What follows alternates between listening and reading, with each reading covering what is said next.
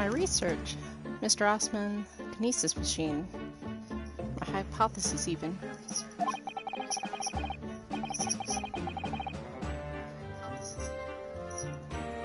I'm sorry I've come to this. There really is no other way.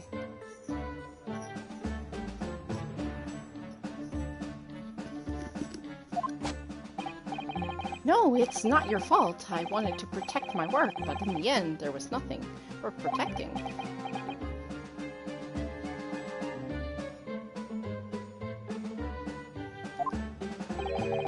It was never my intention to deceive anyone. I didn't want to trick the public.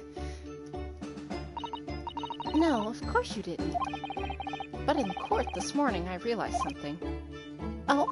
If you've done something wrong without knowing it, you're still doing something wrong. Logically, it makes no difference if you were aware of it or not. Ignorance is a poor excuse. The blame still lies with me. Oh, Professor. He believed in me this morning, you know. Barak did. He believed in my hypothesis. Well, I think that was just a necessary factor in the prosecution establishing this case. No, Barak wouldn't do something like that. I'm sure he genuinely believed it. Did he? I think I understand now. Why it was that he decided to take on the prosecution in my trial, I mean.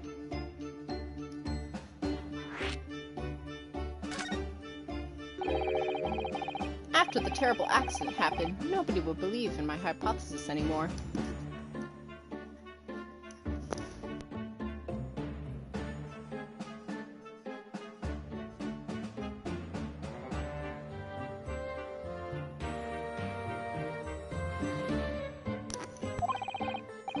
Not the police, not the prosecution service, not even lawyers even.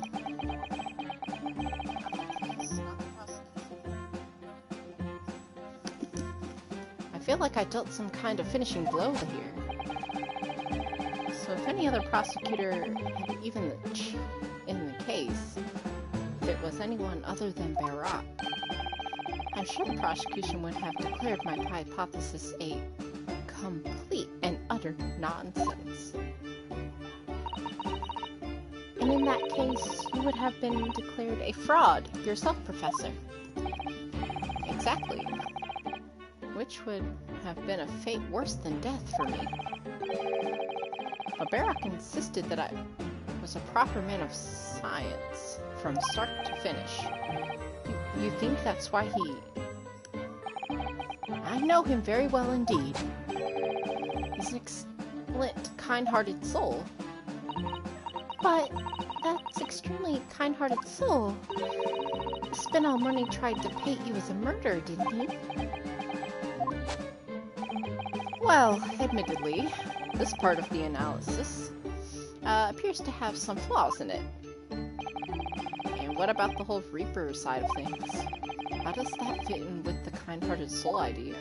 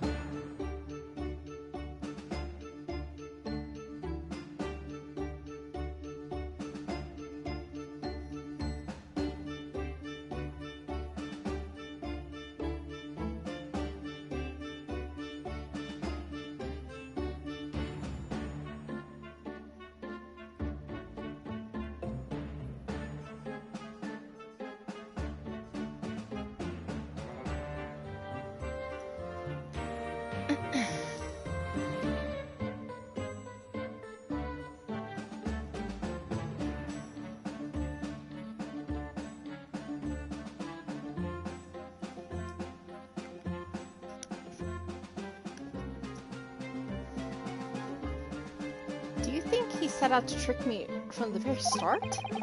I'm sorry to say that does seem likely, yes.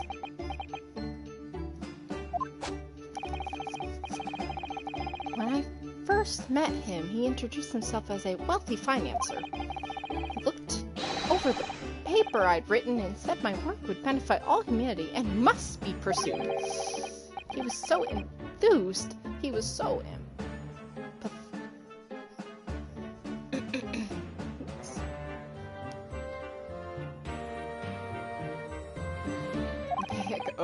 word.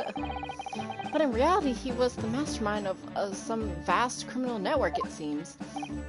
I still can't believe it. As the machine was essentially a set decoration for some... I pressed the button. For some stage magic. It probably didn't require a large amount of investment, actually. But the scale of it, it wasn't just some small trick. It was a very elaborate feat of deception.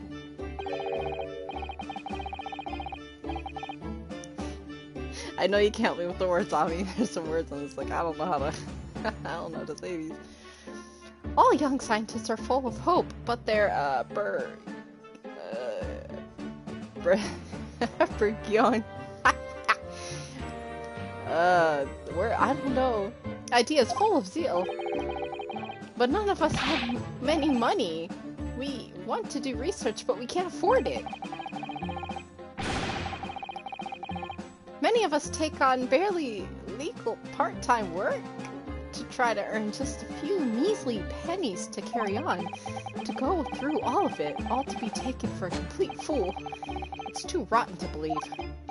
It is, I agree. And that's why we have to find those responsible and bring them to justice. Mr. Osman is no more, of course, which leaves only the engineer. Mr. Enoch Drebber.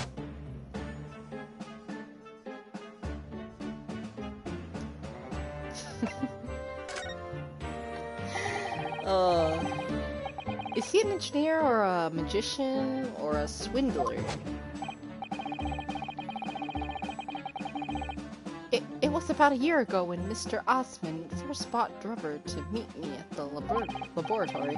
Since then, I've met him many times to discuss details about the Kinesis machine, but at no point did he have any inkling that he was just an illusionist.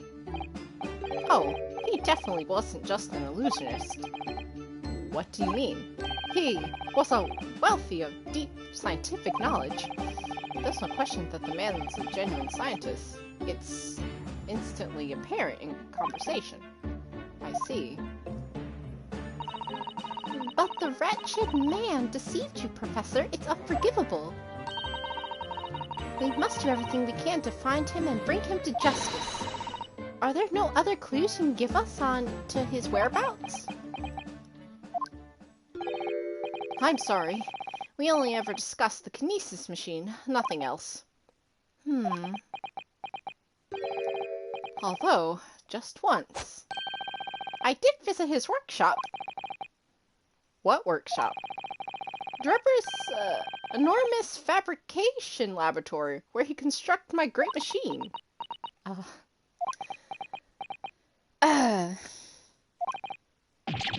Why didn't you mention this before? Enoch Drebber's workshop. There's every chance he might find the man there. Well.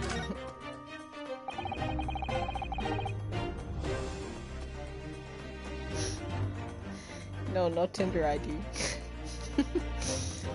So you've been to Drebber's place of work then? Yes, just once. You understand. It was an enormous place. Plenty of room to construct the Kinesis machine, you see.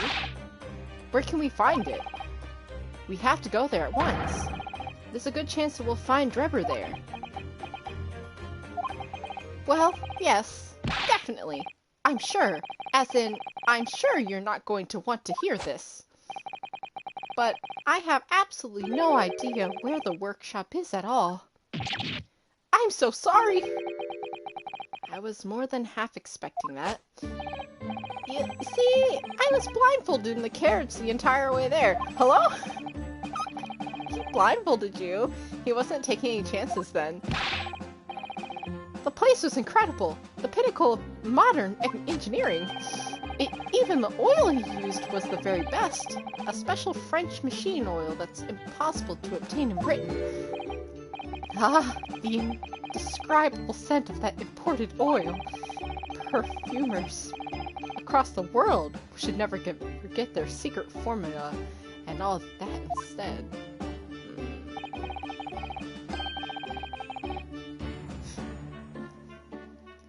What do you think, Miss Susato? Une de machine for your next birthday? Hello? I've never used any kind of perfume, Mr. Naruhodo, and I'm not sure I'd like to start with that.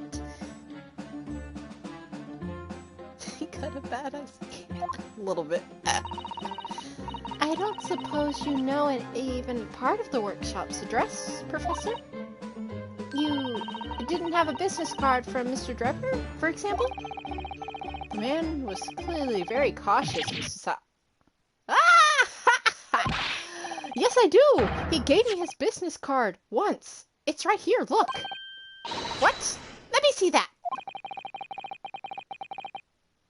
Throwing etiquette to the wind. Why don't you? Oh my lord. And Notch Drebber, engineer. I'm afraid that's all it says. There's no address. No. Oh well. I can't say I'm surprised. Still, this could be useful. It's his business card. Okay. Well.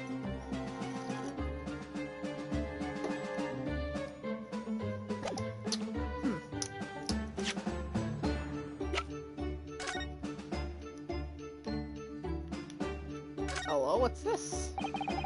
This dark smudge here. I think perhaps it's machine oil. Ah yes, possibly. Professor Hairbrain mentioned something about the oil Mr. Drebber uses, didn't he? He says it was specially imported, very high quality oil that's impossible to obtain in Britain. Yes, that's right. But more importantly, that it's more fragrant than the fine perfume. So excuse me a moment. Oh, it doesn't appear to have a scent at all. Don't worry, I expect that's just because there's a tiny amount on here.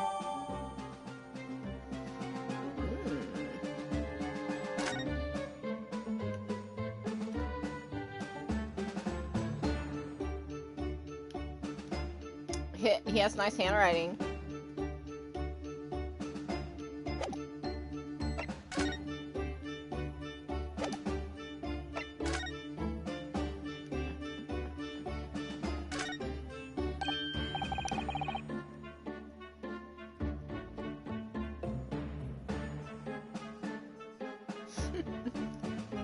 Ah, look here, Miss Susato.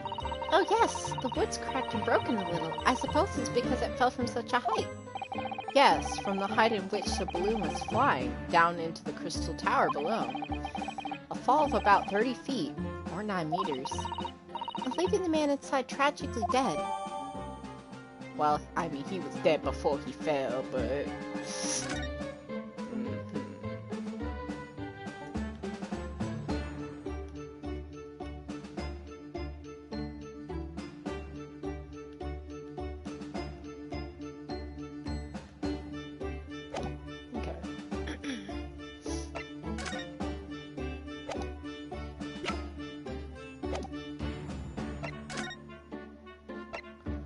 Maybe now we can find Shulms. Oh, an OnlyFans? Maybe. Maybe Drebber has an OnlyFans. Maybe Shulms is here.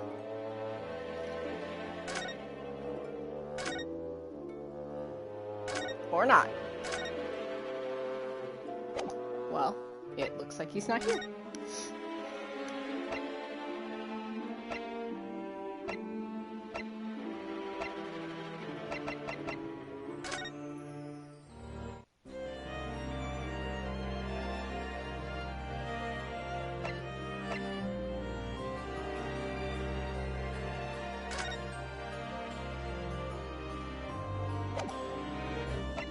Okay, Sholmes, show yourself, because I need to progress in the story, but I'm not sure where I need to...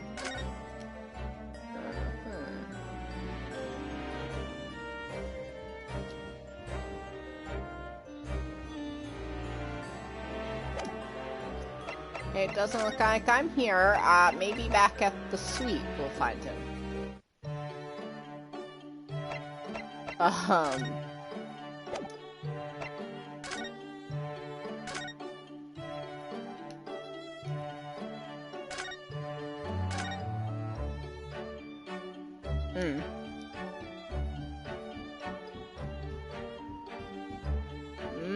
Hold on.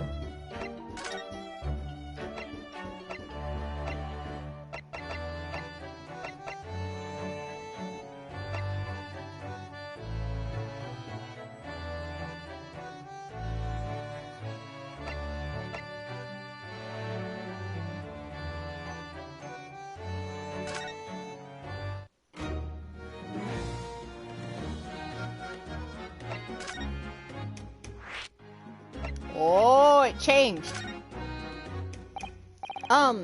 Gina, you were actually hoping that we could investigate the scene again. Yeah, alright. If it's around here, you can do what you want. Oh, that's right, is it?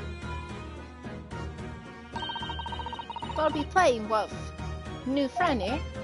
Ah, yes, Toby. Well, apparently we can't look around on the stage now because of the forensic investigation team artwork. Can't you do anything, Gina? In your capacity as Inspector Lestrade? Look, I'd like to help you out. But I'm just a trainee, ain't I? Ain't nothing I can do. When it suits you. Yes.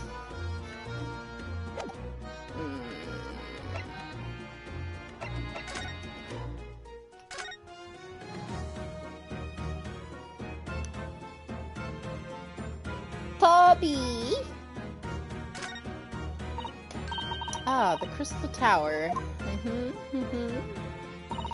I can't believe I'm seeing it at such close proximity with my own eyes. Really been looking toward to the great exhibition, haven't you, Mr. Sato? Oh yes, when I found out that I'd had to return to Japan, I'm afraid it cursed my luck. But here you are, back in London, gazing up the magnificent tower. I know! Perhaps I was wrong to curse my luck so harshly.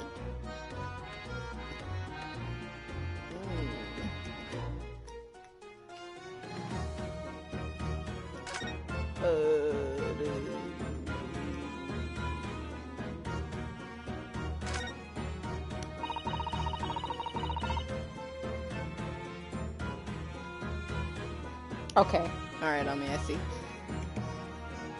Here's the scorching on the ground that you mentioned. Yes, and there's what's left of the green balloon's envelope. All clear evidence of the balloon that exploded on the day of the incident. Poor Professor Harebrain. I do feel sorry for him that his dreams have been shattered like this. Someone well and truly burst his bubble, as it were. Ha ha ha ha! Not a good joke. Not a good joke there. Ouch! I'm a bad person. Oh my god.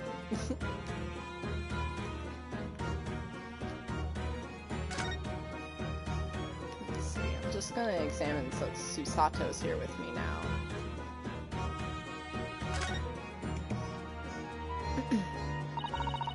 What a shame that the symbolic landmark of the Great Exhibition has been damaged like this. Yes, unfortunately, the birdcage crashed into the most prominent position possible. The gods given us a warning, if you ask me.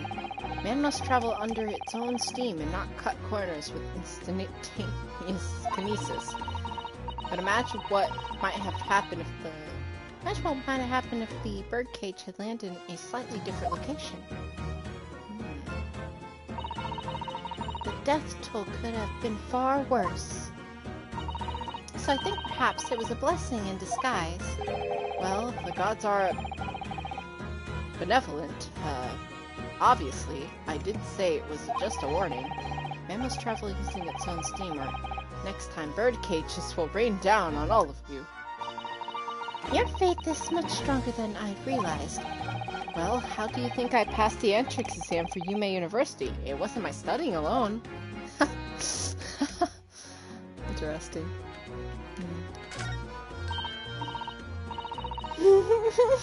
What is wrong with him? Naruhodo's kind of crazy. Oh, look, a flying balloon! I've never seen one in the flesh before. I can't understand how they can fly, and so high as well. Oh, but think of it, if you, Mr. Naruhodo, you must be able to see for miles and miles. I do think of it, and it terrifies me. I mean, it would be certain death if you fell out. I'm sure they're perfectly safe, that's all. They've been invented by some of the brightest minds in the world. Let's not forget that we know at least one had exploded. The way to bring down the mood every time, I swear. I'm sure there are other ways to fly. Jesus. Oh my god. We better not try getting up these stairs in the stage area now. If we were to bump into the forensic investigation team, it sounds like it would make trouble.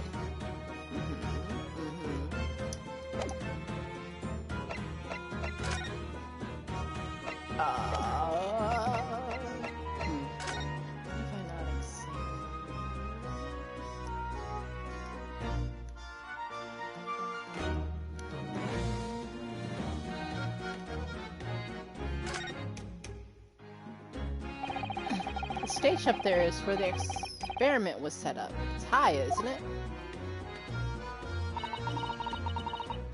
About 30 feet, I believe. Or 9 meters, if you prefer. Craning your neck to see up and starts to hurt after a while, doesn't it? I guess we need to get up there and look around properly. Though, if I'm honest, climbing all these stairs makes my chest hurt. Oh, he's out of shape. Jesus. Oh dear, I think perhaps you should exercise more, Mr. Naruhodo. Uh-huh.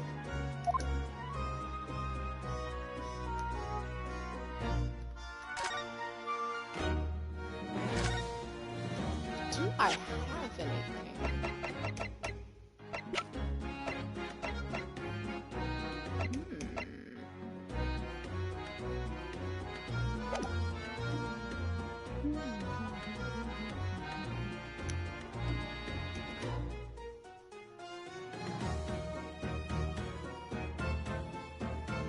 He do need muscle. This man out of shape. Oh my god.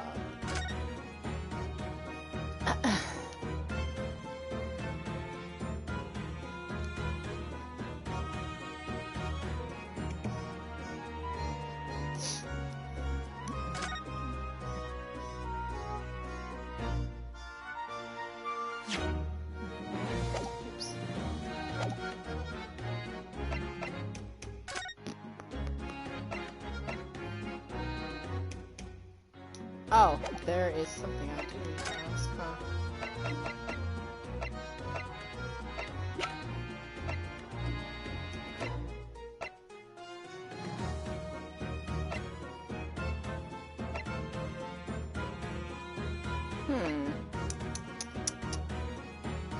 I'm not leaving! I'm looking if I need to present anything. I don't know though, I'm not sure what to do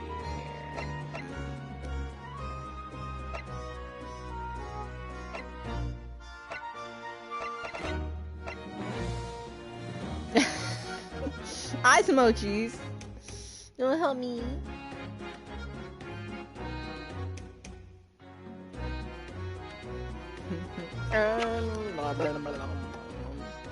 What if I present?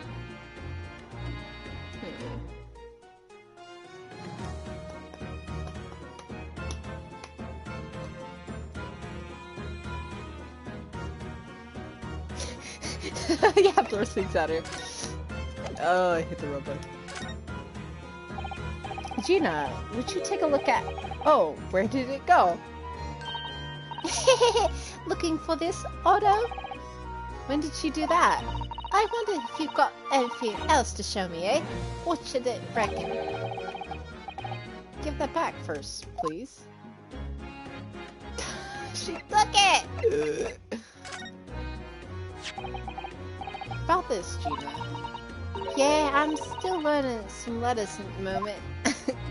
She's trying. I know A to E. If it is too much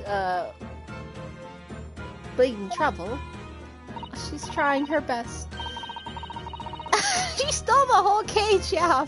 Hold on. Actually, Gina, it's the back of the card that's important. Eh? Oh, come. That's just a dirty old smudge on the back, that's all. It turns out that this is very high quality French machine oil. It has a very particular scent, actually. You don't say. I don't have a whiff then. You sure? I don't smell nothing. No, you didn't mean that you should smell it. Oh, right! You mean Toby? Yeah, the dog smell it, please. She's like... His set of smell is so good, he can track people to the oceans, can't he? Professor Hairbrain informs us that the oil is unique to Mr. Drebber's workshop.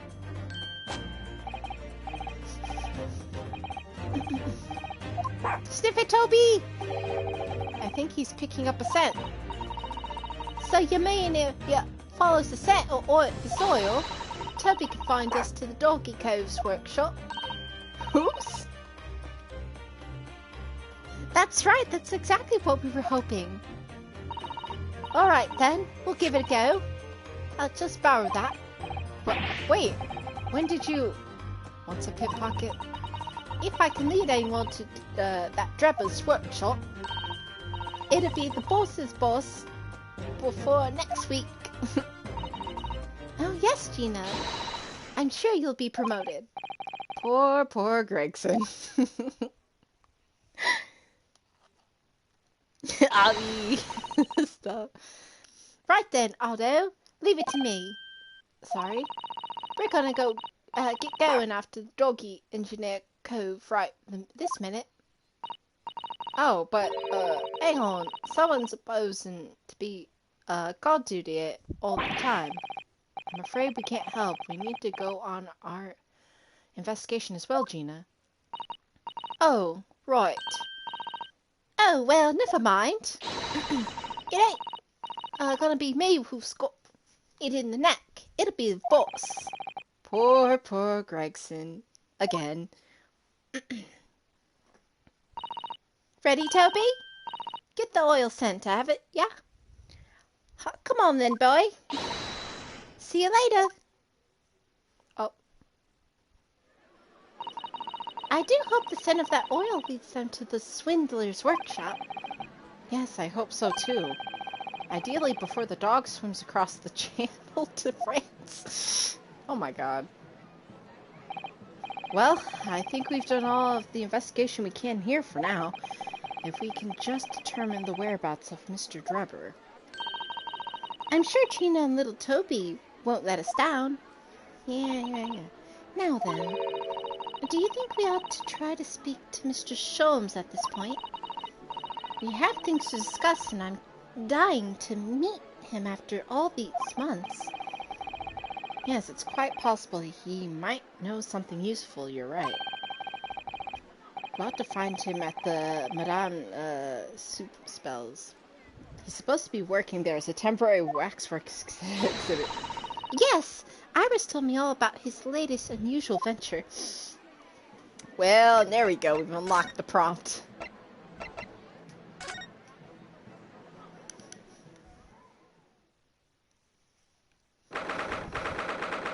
Yeah, I mean, just, send me an invite and join. And then, yeah.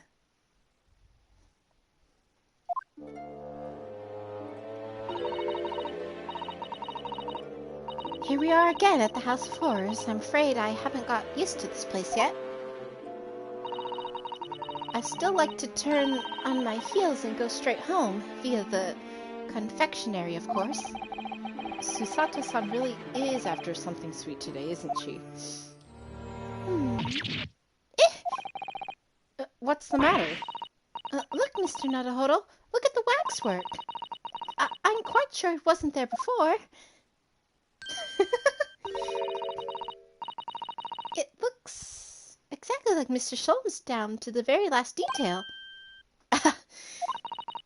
What is it? Oh, sorry. I think you'll find that's the temporary waxwork himself. Ah, the friends of my dedicate employee. Oh, yes. Hello again. It's Ryunosuke Naruhodo. I must say, I was quite spellbound by the great detective. He's a marvel. My precious waxwork is already back where it belongs. You don't mean... But yes, the mystery is solved already. Wow, Mr. Sholmes can really engage his brain when he's hungry enough. As you can see, he has returned to his habitual duties. Yes. His habitual duties? Oh, do not disturb it.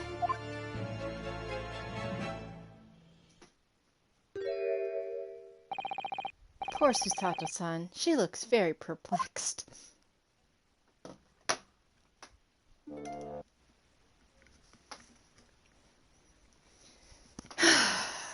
Let's see here.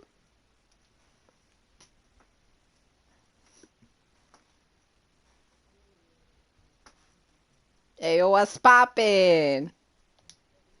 Hey. Hold on. Okay, I just finished their dialogue, so...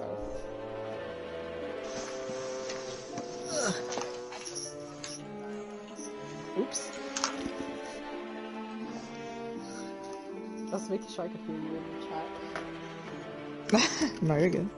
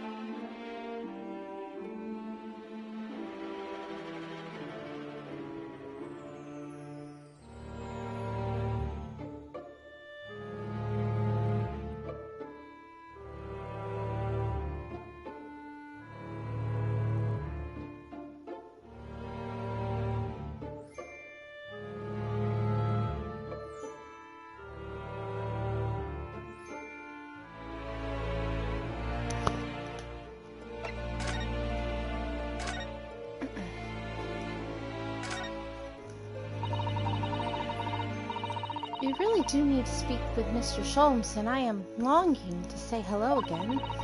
But where is he?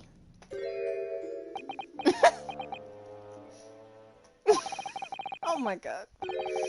I think you might find that he's quite nearby, actually. This man is a menace. I cannot. What? What do you... Indeed, my dear fellows. Hello. It is I didn't know you were I. back. I said hello, you didn't say anything. Oh no, because you're muted online. I didn't mute myself online. Yeah, you're muted online, so I didn't get to hear you. That's what I'm saying. Oh, did you mute me? I don't know, but I don't hear you online. You're muted. Well, that's interesting. Well, So I was just sitting there, like, waiting for you to come back. Okay. I said hi. Okay. Hello. Hey, he's a menace. Look at him. He is. Don't you know that much about him already? You read that, didn't you? I did not. I read the other one before that. Okay, hold on. The world-famous great detective in waxwork, Sherlock Holmes. I was kidding. Oh. That's the unlocalized name. Are you impressed, Susato? She fainted! Susato-san! Susato-san! Oh my god! Snake! Snake! Oh my goodness, he made her faint. My most humble apologies. I thought I died and gone to eternal paradise for a moment. Via London. My dear madam, allow me to make amends by offering you a tasty free deduction at some point. Okay. Oh. As long as it's not of questionable street food quality.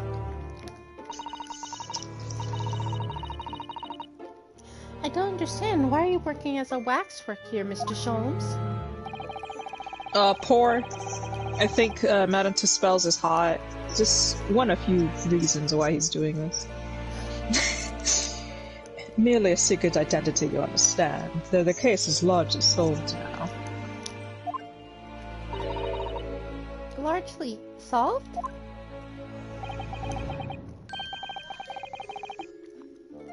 We're talking about the waxwork abduction, I presume.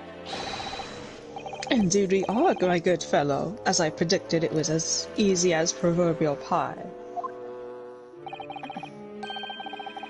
Though I confess I'm yet to partake of a pie, proverbial or otherwise, or my food so far today for that matter. Yo, Sholmes has eaten. Oh my god. Oh my goodness. That stomach rumble echoed around the whole museum. So, how did you manage to solve it so quickly? Ah, well, do remember I said it was largely solved. Anyway, I simply negotiate with the culprits. Are you familiar with the so-called telephone? Oh yes, it's a most famous modern invention, allowing you to hold a conversation with people far away. In Japan, only the imperial capital and a handful of other cities are connected as yet. This morning a telephone call was received here from the perpetrator of the abduction. As such, I was able to negotiate terms, and in the end, the waxwork was returned. Becky, I have something to tell you real quick. My lovely uncle has prepared me a beverage. I said, I don't want to drink consecutively 2 days in a row. It's just like, I already made it. Oh, okay. Feel like I got sick. That much, I even know that was not hungover. I do not get hungover. I don't know why. It's if you drink too much and I think you go right to bed, I believe, but... Maybe. That's amazing. Just between you and I, it would appear the culprit had always intended to return the stolen waxwork in any event. Oh, but I thought whoever was responsible had demanded a ransom, no? Yes, I think perhaps. What'd you do if you had a waxwork of your favorite character in your room? That'd be a little creepy. You wouldn't want a waxwork of, like, Tsurumi or something in your room? His ghost form, no less. That'd be horrifying, actually. I would scream. The ransom demand was necessary to avoid unwanted suspicion regarding the true motive. But does that not mean your negotiating was entirely unnecessary? I wouldn't say it like that. Don't say that to him. In fact, I must ask you to keep Yamato to spells at all costs.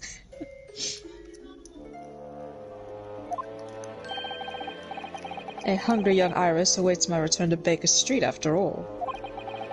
Where is Iris anyway? Because she was not in the apartment. She wasn't. Oh yeah, remember she said she was going out to get herbs? That was like so long ago. She should have been back, I don't know. It's a lot of herbs, alright? Now then, do I sense that you have some business with this great waxwork? We need to talk about a few things, Sholmes. Not just that. There it is. Drebber, freaking Cosmo is dead. Can we talk about the OnlyFans man, or my dead friend? We're in the process of trying to track somebody down. Oh?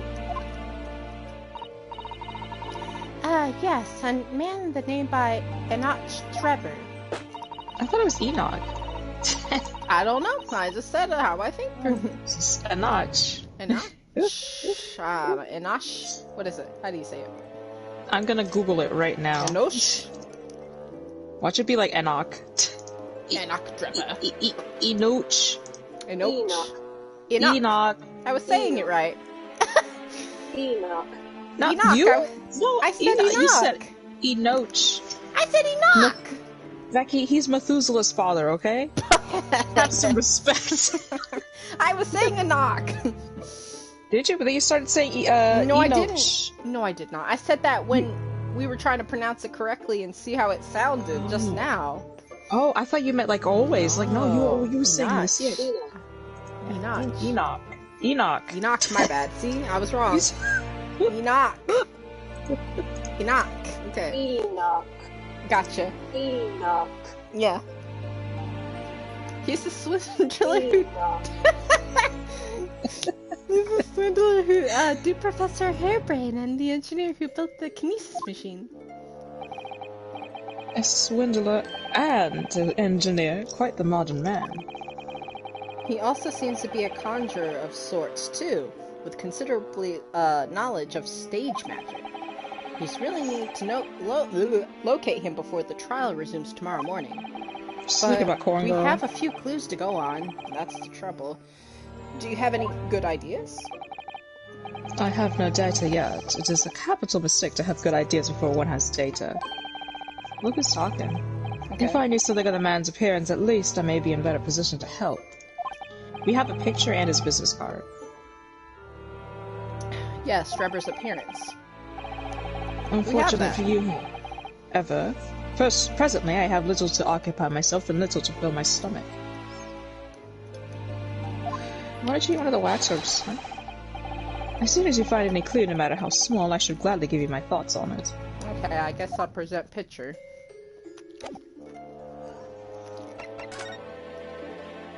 He looks like he's like, I don't know about it, actually. I don't know. Oh, right, she did take that card. It's just gone. Oh, yeah, for Toby, of course.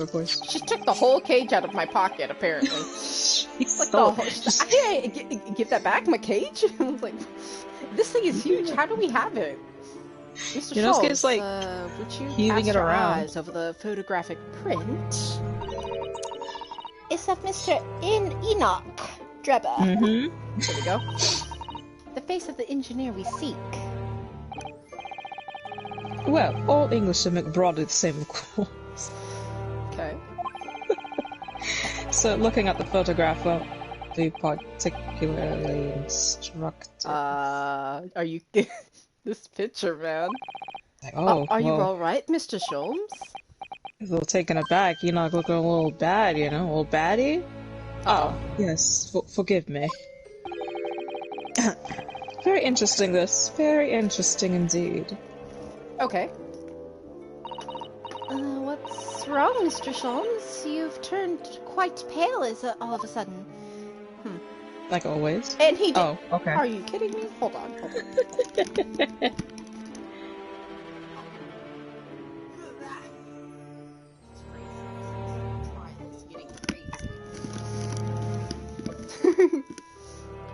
It is. Okay. No kidding. Well, I didn't have the card with me anymore, so I guess we're going to converse back with him and ask about Cosmo. That's Talk gonna about be so Cosmo.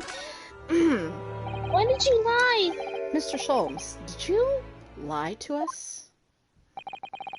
My dear Mr. Naruhodo, stay that piercing stare. What is this about? Last winter, when we were first on our way to Britain aboard the steamship.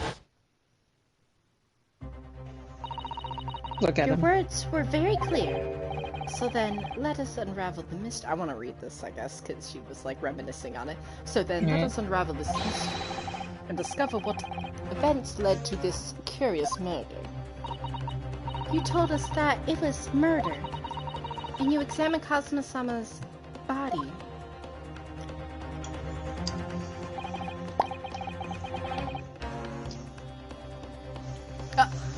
Indeed.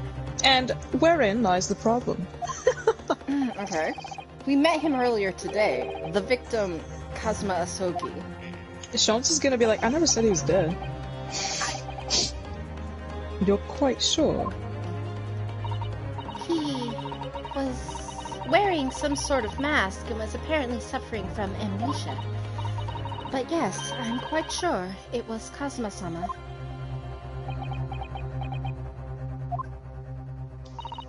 You must have known all at the time, Mr. Sholmes, that he wasn't actually dead.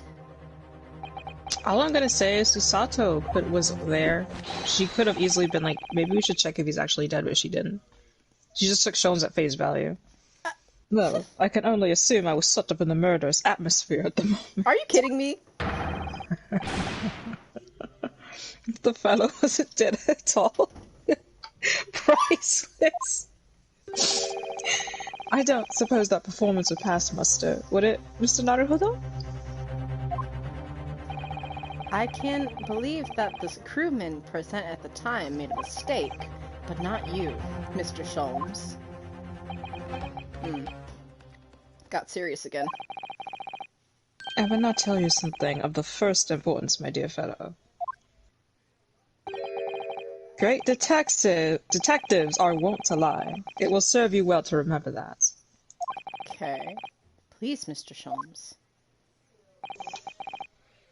Tomorrow in court, you will find yourself on the threshold of a very great mystery. That is true.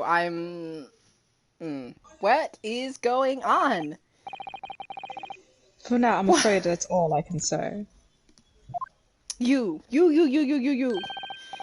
I have a suggestion, Mr. Naruhodo. Will you indulge me? What? Oh, well, what is it?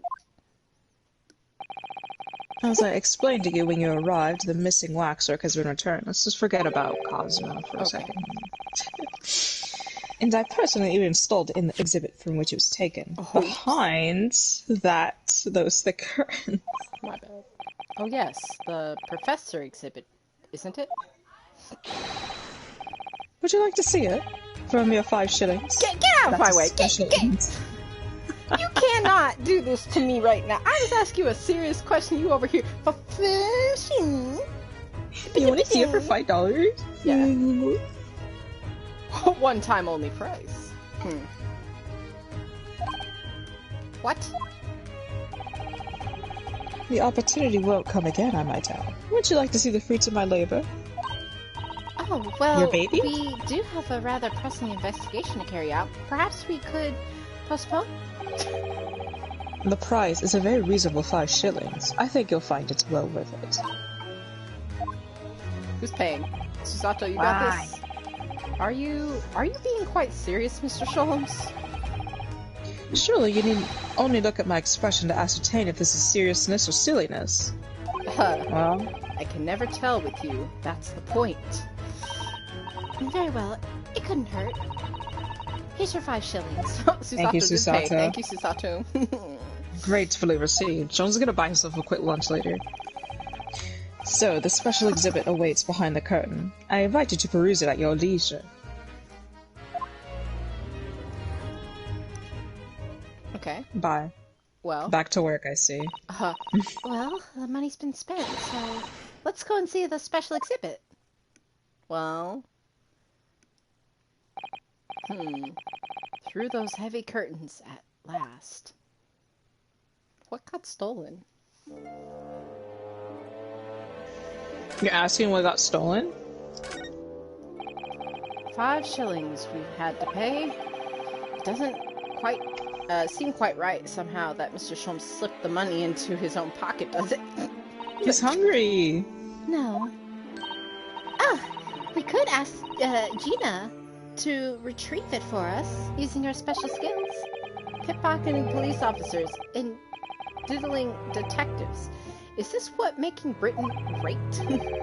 Not to mention demigod prosecutors taking the law into their own hands, or chip-loving inspectors. He's just like freaking roasting everybody. Rinosuke, you are literally no better. You walked up to that prosecutor and you were like... comes off rather well in that list, I think.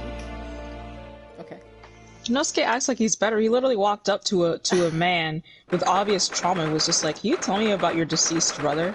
The one who was murdered? Like... What's What? your deal?" Hello? His head's gone. What? There's no head. Oh dear, I feel a shiver run down my spine as soon as we walked in here. Miss Susato! I say we turn our heels and go straight home via real big confectionery. We certainly can't do that. We've paid 5 shillings already. True. Actually, now I'm looking a little more closely. We've paid good money to see an exhibit that's clearly incomplete! The nerve of the great diddling detective is far more terrifying than anything else in this place. This must be what Mr. Sholmes meant when he said that the case was largely solved? Oh my god. The body's there. He had gone, though. Be that as it may, Mr. Sholmes highly implied there be a clue about the engineer in here. Didn't he? But where? Since we paid 5 shillings, let's do 5 shillings worth of investigating, shall we? Yes, we will get what we paid for. Is that fear or frustration that's making Susato-san's voice trouble? Take a big look around. Huh.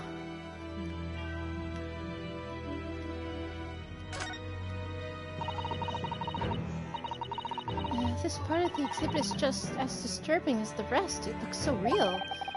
It seems to be a young man in a white overcoat. And he has a large shovel in his hand, too. Look. Perhaps we should investigate a little more detail.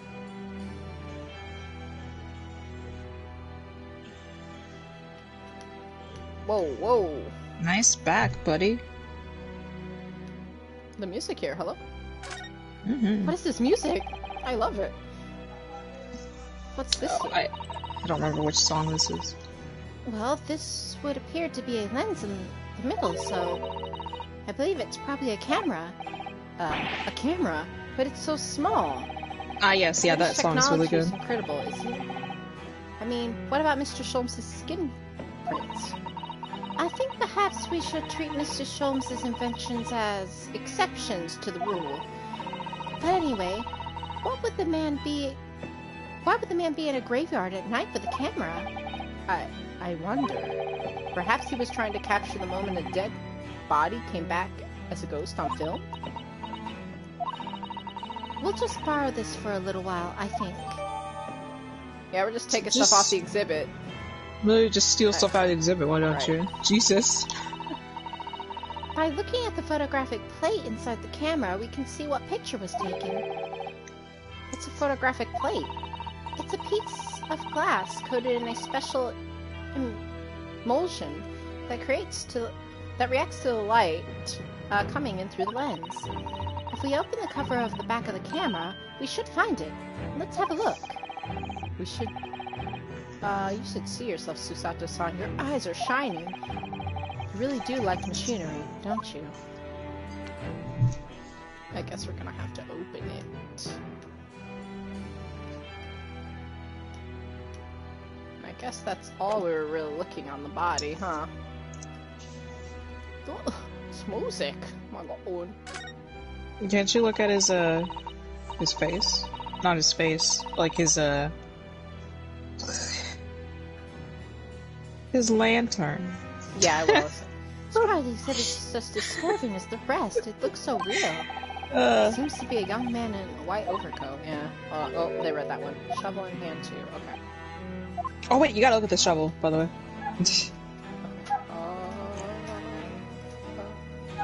I might have to angle it just right in order to... Oh no, you can't. What about the shovel? Oh, yes, I can. Oh, there we go. It's quite a large lamp the man's carrying. Or is it a lantern? It's not like a Japanese chochin paper lantern. Actually, is it? Lamp, lantern, chochin? The point is it casts very little light. To be walking alone in a graveyard at night with only this. Well, I certainly couldn't do it. I'm not sure I could visit a graveyard at all, even in broad daylight to be exact. God, Ryunosuke's scared of a lot of things. It's kind of funny. Scared. I got the shovel. There we go. What a large shovel he's holding. It's rather ominously, isn't it? It's actually a spade. What on earth was the man doing with a shovel in a graveyard in the middle of the night? He's burying the body. No, here we go. Mr. Sato. Yeah. It's a spade. That's a spade, isn't it? No, it's a shovel. No. Shovels are for digging. That's for scooping up loose material. It's a spade. We've been through this, Mr. Naruhodo. It's a shovel. No. Although, we haven't considered trowels.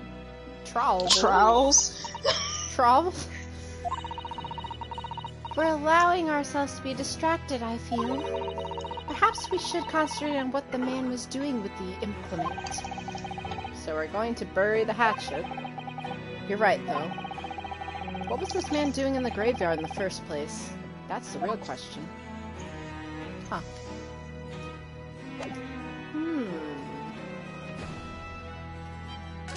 And this was there. It's obviously a convict of some sort because he has a number on him. Yeah. I mean, yeah, to be fair, he was the serial killer. Yeah. The fiend known as the Professor. Yes, I think so, according to what Madame Trespel said. He killed 5 victims, all of noble or royal blood. The waxwork is so lifelike, isn't it? Like all the models in this place. I know, it looks like it could start moving at any moment, doesn't it? If only I had a head. That is. So no head? Perhaps we should examine it a little more in detail. Let's look at his hole. It's... Becky, do you know what that part of the body's called? What part of the body? Did he just examine? The neck? That thing? Yeah. Something. It's called Thrusy. I'm about to... I am gonna cancel! Stop, no!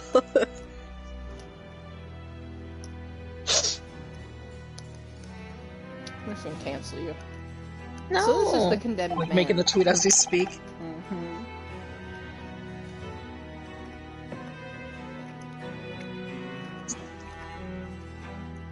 So this so-called professor, then perhaps, his head was chopped off by a guillotine.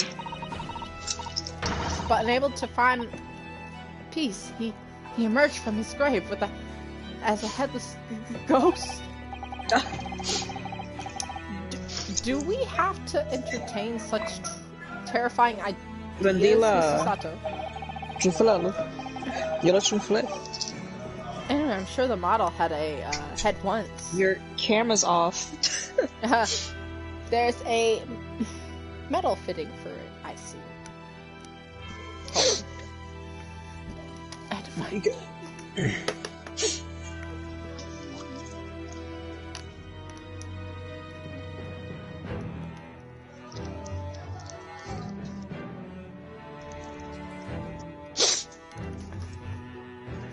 Whoops. Uh-oh. We're in a problem. Hold up. Help. Help. Help, help, help.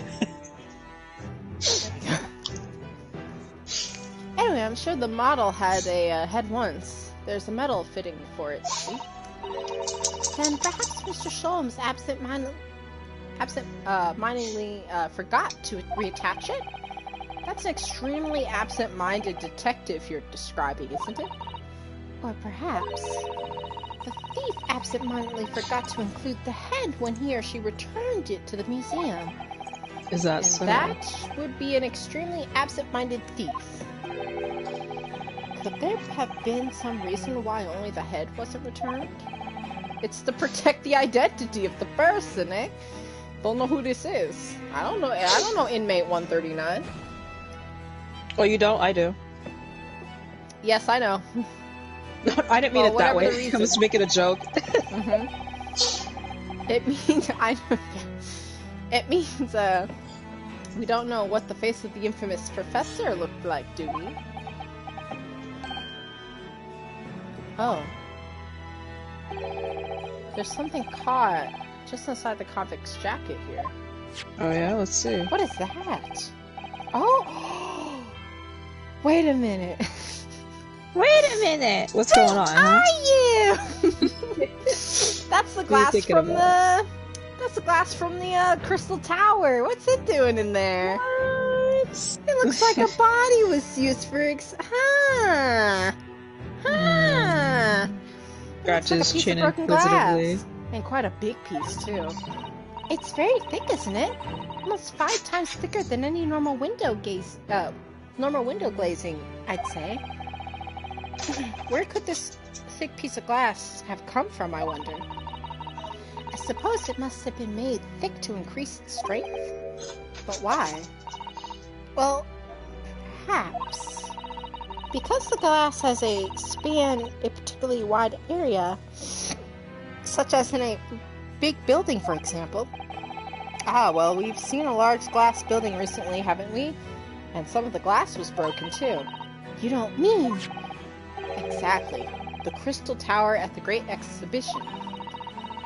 But why would glass from the Crystal Tower be lodged inside the Waxworks jacket? It makes you think, doesn't it? It sure Make does. you think.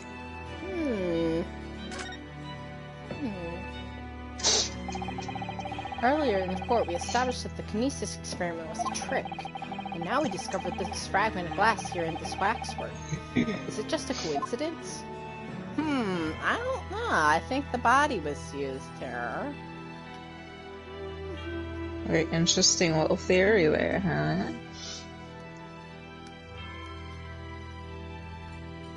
Okay. Just so you know, you are missing one more thing.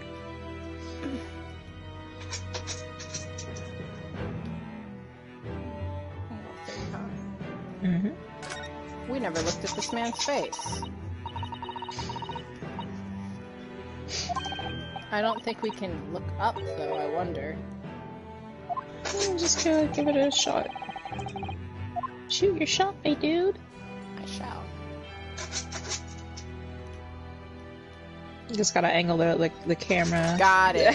I know. I was like, wait, that what angle. you see, what he sees. I can't see his face very well, can you? Perhaps it is if I just... Oh, do you think you should be manhandling the exhibit, Mr. Naruhodo? I'll put it back exactly as it was, don't worry. Let's Breaks see. the neck off or something. I'm like, oh. The nose pops off. Apparently we just turned this man. So... Oh yeah, we just turned him. Oh! Monocle, hey? Old black monocle. Where have we heard that before? Earth? How can... I don't believe it. A black monocle. Mr. Naruhodo, is it possible that this man is... Yes. Well, his hair is brunette right now, but it looks like he dyed it at some point. The Koniki effect. It's a notch Trevor. Enoch? Enoch. We have to go through this again? No, don't do it. I'm good. The color of his hair is different, but it's unmistakably him. It's kind of crazy. Indeed it is. Oh, that was Mr. Sholmes. It would have just been Enoch himself. This man is the subject of your present hunt, I believe. Yes, that's right. Just who is this man? Why is he here in this exhibit? Looks like he was trying to bury his former somebody. Oh. Making a big theory here. What's going on?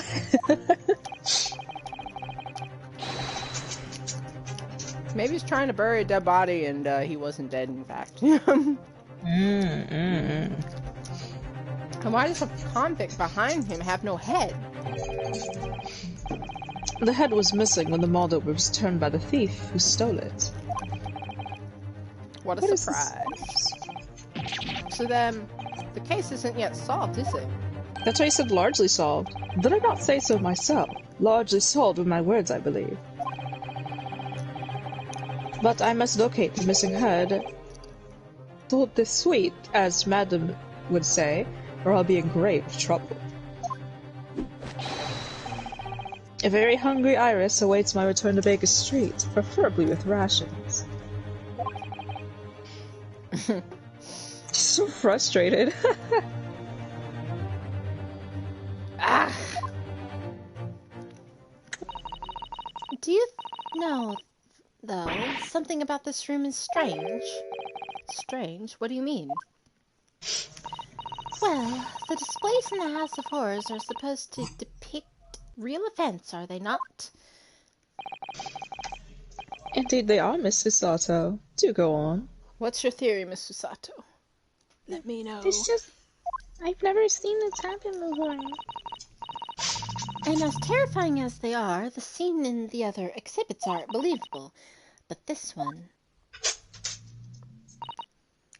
This surely couldn't ever really have happened, could it?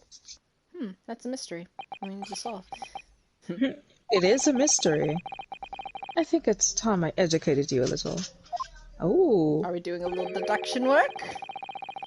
About the nature of the incidents involving the professor 10 years ago. Okay. Well, the resurrection convict. Okay.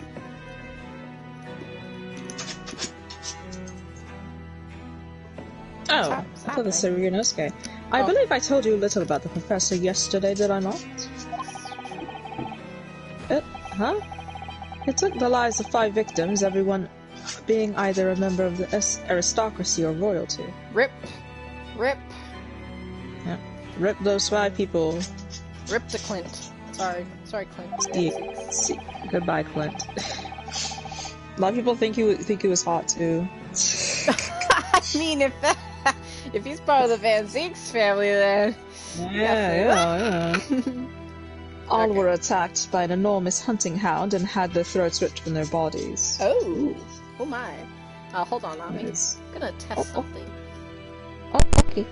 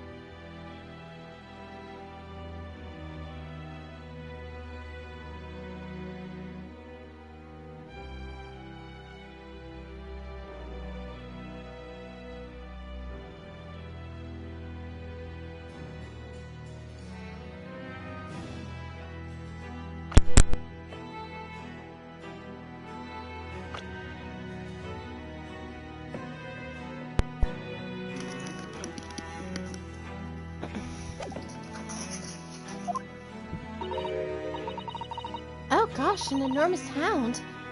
How awful. Oh, enormous hound, huh? We got that bloody collar. What's up with that?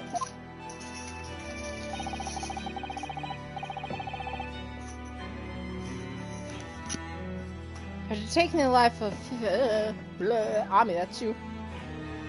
Hello. What did you say about the collar? I heard you say collar. They said enormous hound, and then I'm like, oh, enormous hound, huh? There's a big collar with blood on it. Huh. Oh, yeah, that's funny. That's kind of After funny. taking the life of this victim, the killer was apprehended. Really makes you think. It was a case of unprecedented magnitude in Britain, you see. Accordingly, the professor was tried in a closed court. No members of the public were permitted.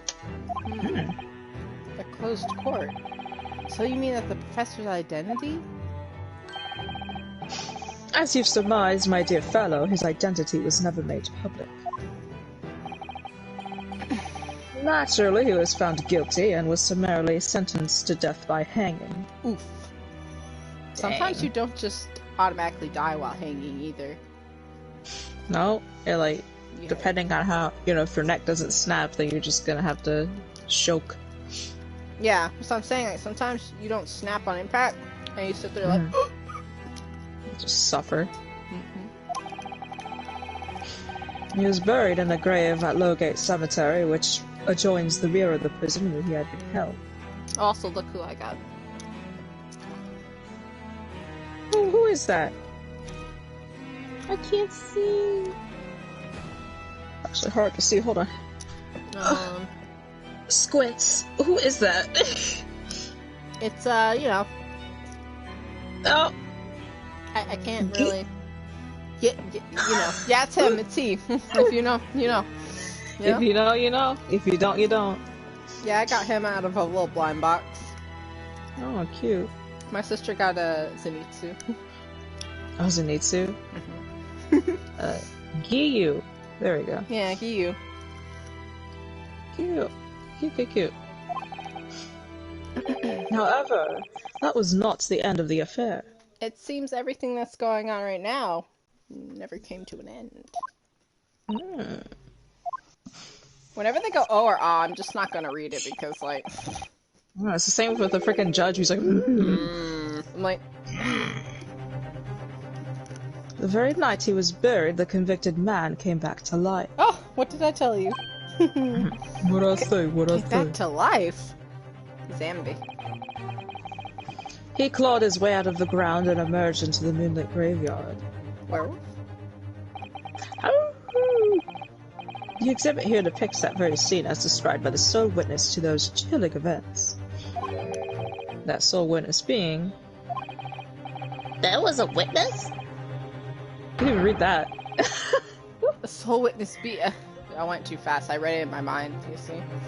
But of course, my dear fellow, it was none other than the young man in the white overcoat. That boy. Enoch Drebber. He saw it happen. I said it right. Listen. Enoch. Enoch. Enoch. God. So this is a waxwork model of Enoch Drebber. Yeah, 10 years ago, before he dyed his hair white. What happened? I'm gonna let you know one. I'm gonna let you know one thing. I'm gonna let you know one thing though. Okay. The rest of this game, you're gonna. Well, the rest of this case, I mean, Jesus, all you're gonna hear is 10 years ago. The rest of this trial, you're gonna be like, well, 10 years ago, comma, like, okay. Okay, I wasn't there 10 years ago. Stop. So tell me, the convicted professor, having been gibbeted and buried, emerged from his grave in the dead of night. Jesus. The sole witness to the unimaginable scene was this young man. From appearances, I would say he was about 20 years old. The trauma got to him then, because, he's got white hair. I'm telling you, the Kaneki effect. So horrifying. Scared out of his wits, the young Drebber ran into a nearby police station to report the incident. Wait, he's gonna report the incident he was trying to bury a dead body, and, like, it came back to life? Like, this is kind of sus. Unless you're a person that works in the graveyard. Alright. The sheer terror of what he had seen is said to have turned his hair white overnight. The Carnegie effect never fails. Well, yes, as shown in the photograph we've seen of him, his hair is completely white. For the following few days, the story of what he had seen was on every front page in the capital.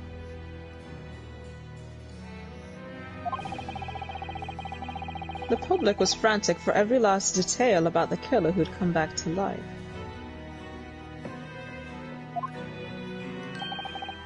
As you've seen, an exhibit was even created here at Madame Tussauds.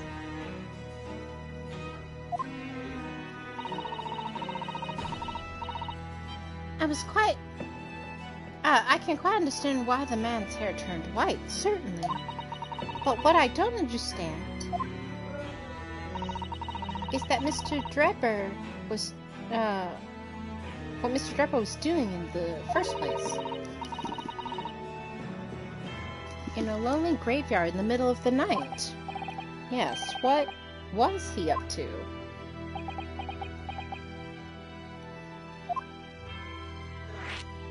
Well, okay. So we gotta press the next thing. The professor's acts of terror threw London's upper classes into complete panic 10 years ago. It was a great scandal, one might say, at the very highest levels of society.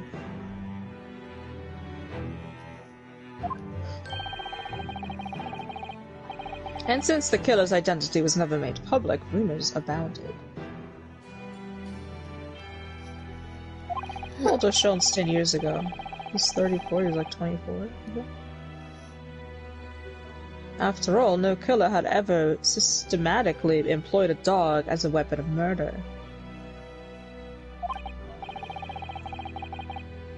Yes, I can imagine the impact. The case must have had. But in time, of course, the rumors abated.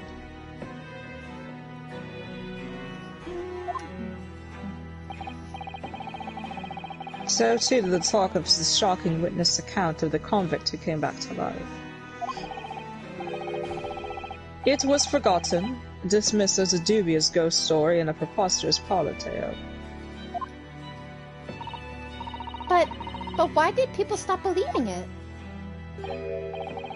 Why, simply because there was no resurrection to speak of. It was established, in fact. What do you mean by no resurrection? The police investigated the grave in Lowgate Cemetery and published their findings. The convict's body was found to be buried exactly where it had been following the execution. No! But that would mean Mr. Drebber must have lied to the police and the newspapers. Well, that would appear to be the only logical explanation, yes.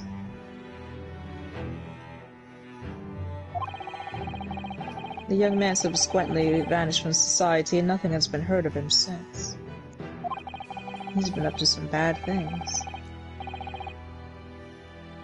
It's rather striking, then, that he should resurface now, don't you think? Of course the convicted murderer couldn't really have come back to life. That's not possible. But Drebber's hair is unusually white, and if that really did happen overnight as a result of shock, it's hard to believe that the incident was an out-and-out lie. Looks like we're gonna have to consult Drebber. Well, oh. Gina! What the bleeding Nora are you? What have you gone and done? Sometimes she talks and it just sounds like ho ha ha ha. Gina, what are you doing here? I mean, obviously she's probably come here to tell us that like she's found something. Oh, most likely. I asked Iris, and what she said, she said this is where you'll be. So. Oh, see, Iris is back. Oh. So. Gina, girl, hold on, calm down. So loud in the museum. Madame Tussauds will have you take a position as a waxworker if you're not careful. I think there might be a more pressing concern. I still had some flash powder left for 6 months ago, so... Girl, stop! So... Alright, Gina, we understand, but please, put down the gun. My god. What's up, girl? Hi, what's going on? What's poppin'? What's poppin'? Sorry, I got scared. You should try to you should try being the one on the other end of the barrel. So, what brings you here, Gina? What brings me here? What do you think? Dummies, all of them. We found it. We found that dodgy girl's workshop. I said doggy when I was reading that earlier. Did you? Yeah, oops. What? You found Drebber's workshop? Yeah. Toby's nose took me straight there. Good job, Toby. Oh, so good, Toby. You're such a good puppy. Big old boy. Look at that guy. The boss and the others are heading over there now in a drag, so come on. Let's go. Let's go, gang. Let's go to Enoch's workshop. Here's the address. I got the boss to write out. Oh, thank you, Gina. We'll make our way there at once. Alright, then. See you there.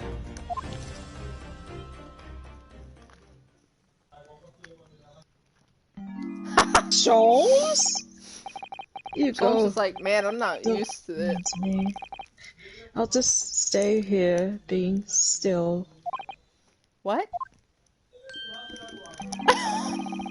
Oh, Jones!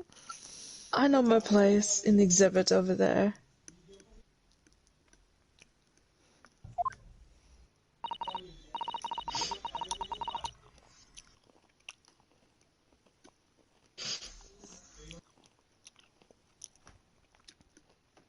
Oh dear, someone is feeling sorry for himself.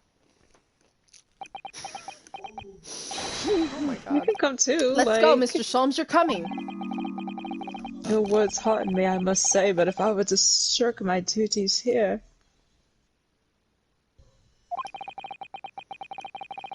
Madam would have me pay monetary recompense, and Iris's dinner plate would be empty once more.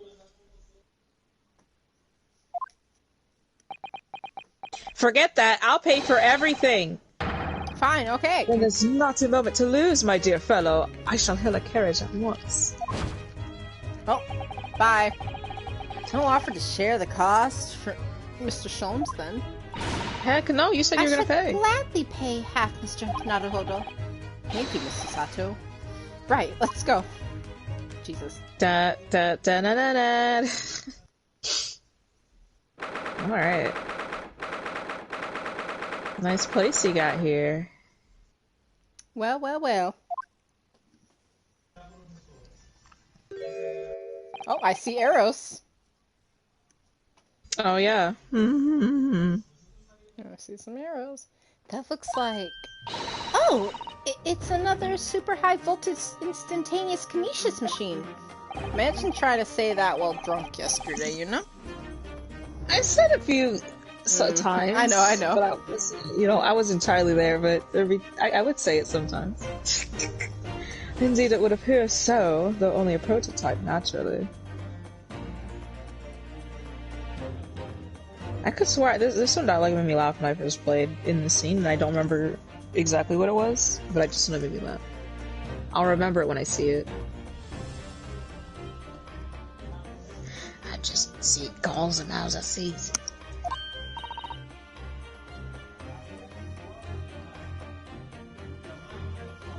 Ah, so you got here then.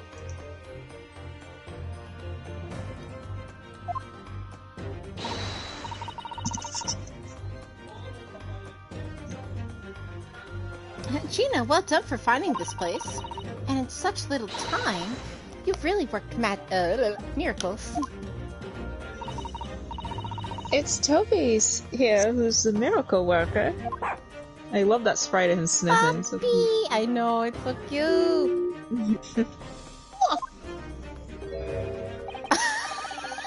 Oh yeah, like his face, like What is wrong with you?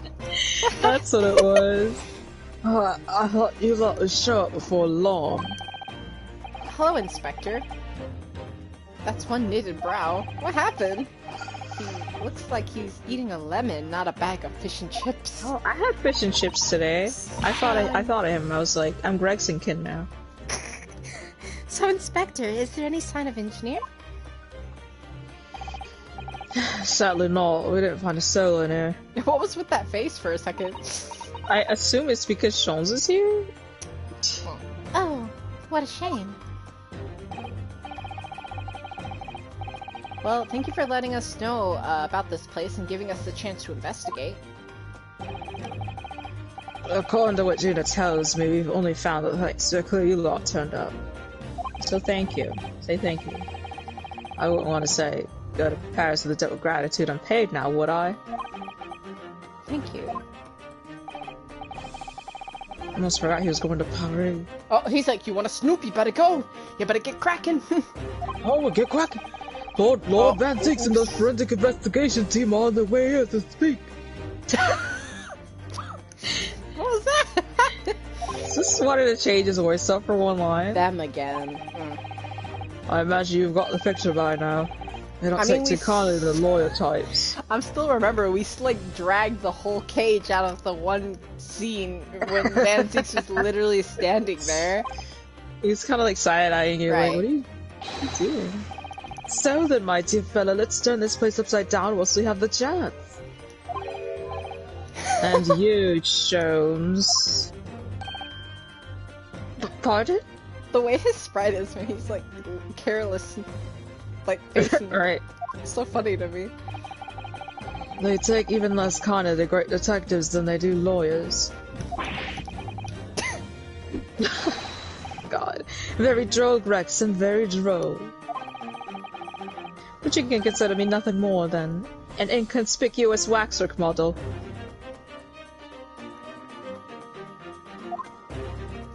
Oh, there he goes. Right then. Let's see what we can find in here. Well, looks like we're gonna stop investigating. Let's take a look around. Not move, Yoo-hoo! examine. Yoo-hoo, Mr. Dweb, are you in here? We have a warrant for your arrest. Yoo-hoo! I'm sorry, Mr. Naruhiro. That machine is covered by the Special Suspension of Scientific Equipment Act. Shut up! I don't care! There would be serious repercussions if we were to examine it from the Crown and the government. They're both touching it!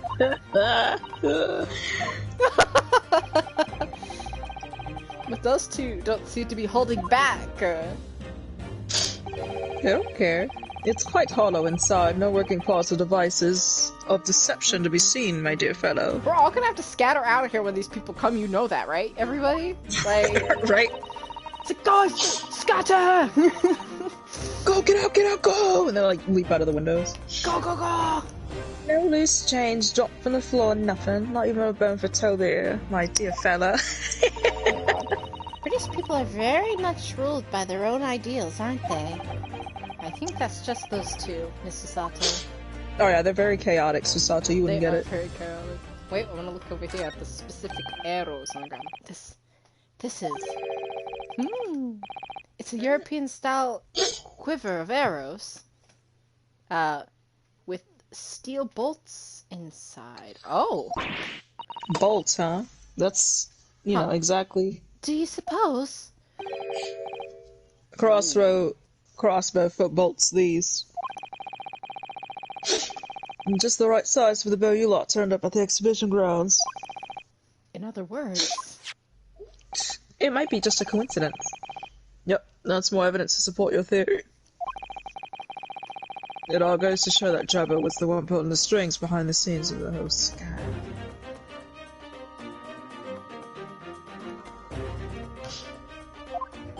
The details are updated.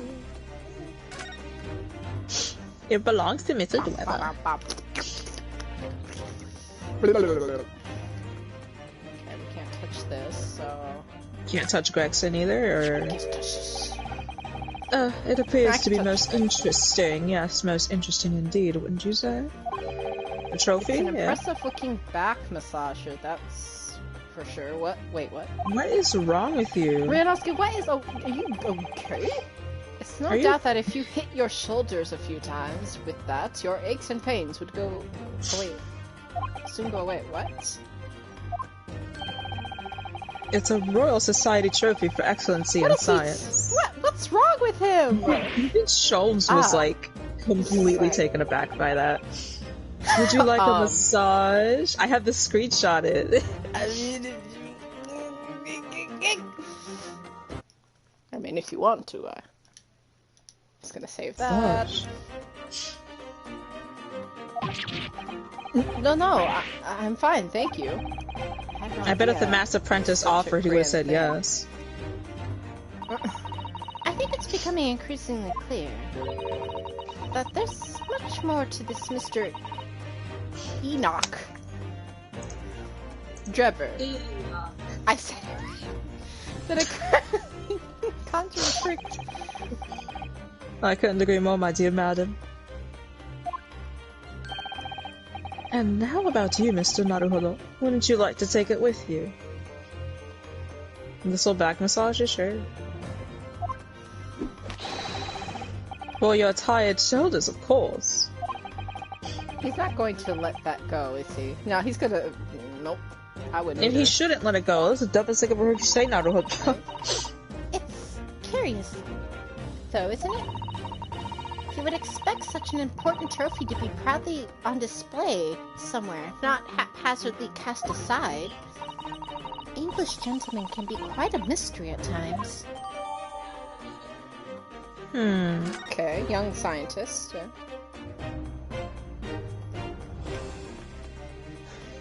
Does he wear a plane? I see. What on earth is this? An aeroplane? Mr. Naruhodo, one day scientists believe it will allow humans to fly freely in the skies. Is that how the trick will be described, is it? Sorry? Well, it's actually suspended by a thin but very strong cable, isn't it? Oh my lord. Oh, well, this model is... yes, but a real aeroplane would actually fly high in the sky. While suspended from somewhere even higher in the sky, of course. No, because large metal objects obviously can't really stay in mid-air unsupported. So, to you, the solution is even taller towers? This man is dumb. What is wrong with him? Or Yunosuke. Listen, the second he saw the Master Apprentice, my head has been so empty. Door? This door doesn't want to open. Yoo-hoo, are you in there? Yeah, it looks like it's got a pretty hefty lock on it. There's a specialist locksmith on his way over from the yard, so hands off till he gets here. With permission, Inspector, I could have that lock open in less than a minute. Well, you don't have permission. And no one's giving it to you. He's like, Oh no. Gregson looked as though he really enjoyed that. Telling him no. Well, there's no sound of anybody on the other side. No. Drebber must have fled at the first sign of danger.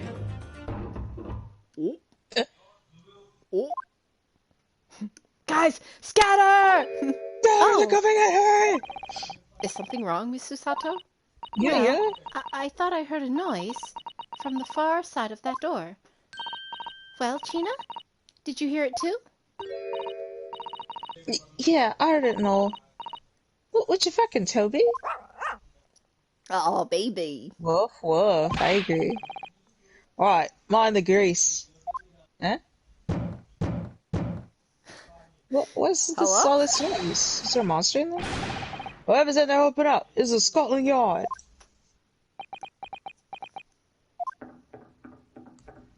There's a horse in there! Someone get the horse out! Oh, they ran! They ran! Oh my god. Oh my! Someone is in there! Hey, let's bust through the door! Let's get him! This rotten fucking lock! Let him open it! Let him open it. My dear Gregson, as I said only minutes ago, well, it was probably like a minute ago.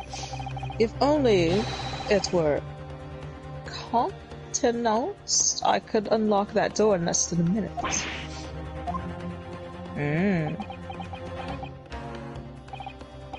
Fine, I'll take the rap for it. Just get through that blasted door. Oh god, he didn't even hesitate. My god, it's done! There, you may enter at will. You've confused minutes for seconds, I think. So fast. Time is of the essence, I feel. What are we waiting for? Nothing than forward, I suppose. It's an emergency. There's a strong possibility that beyond that door is the engineer you all seek. Is he a horse? Be prepared for action, my dear fellow. Yes.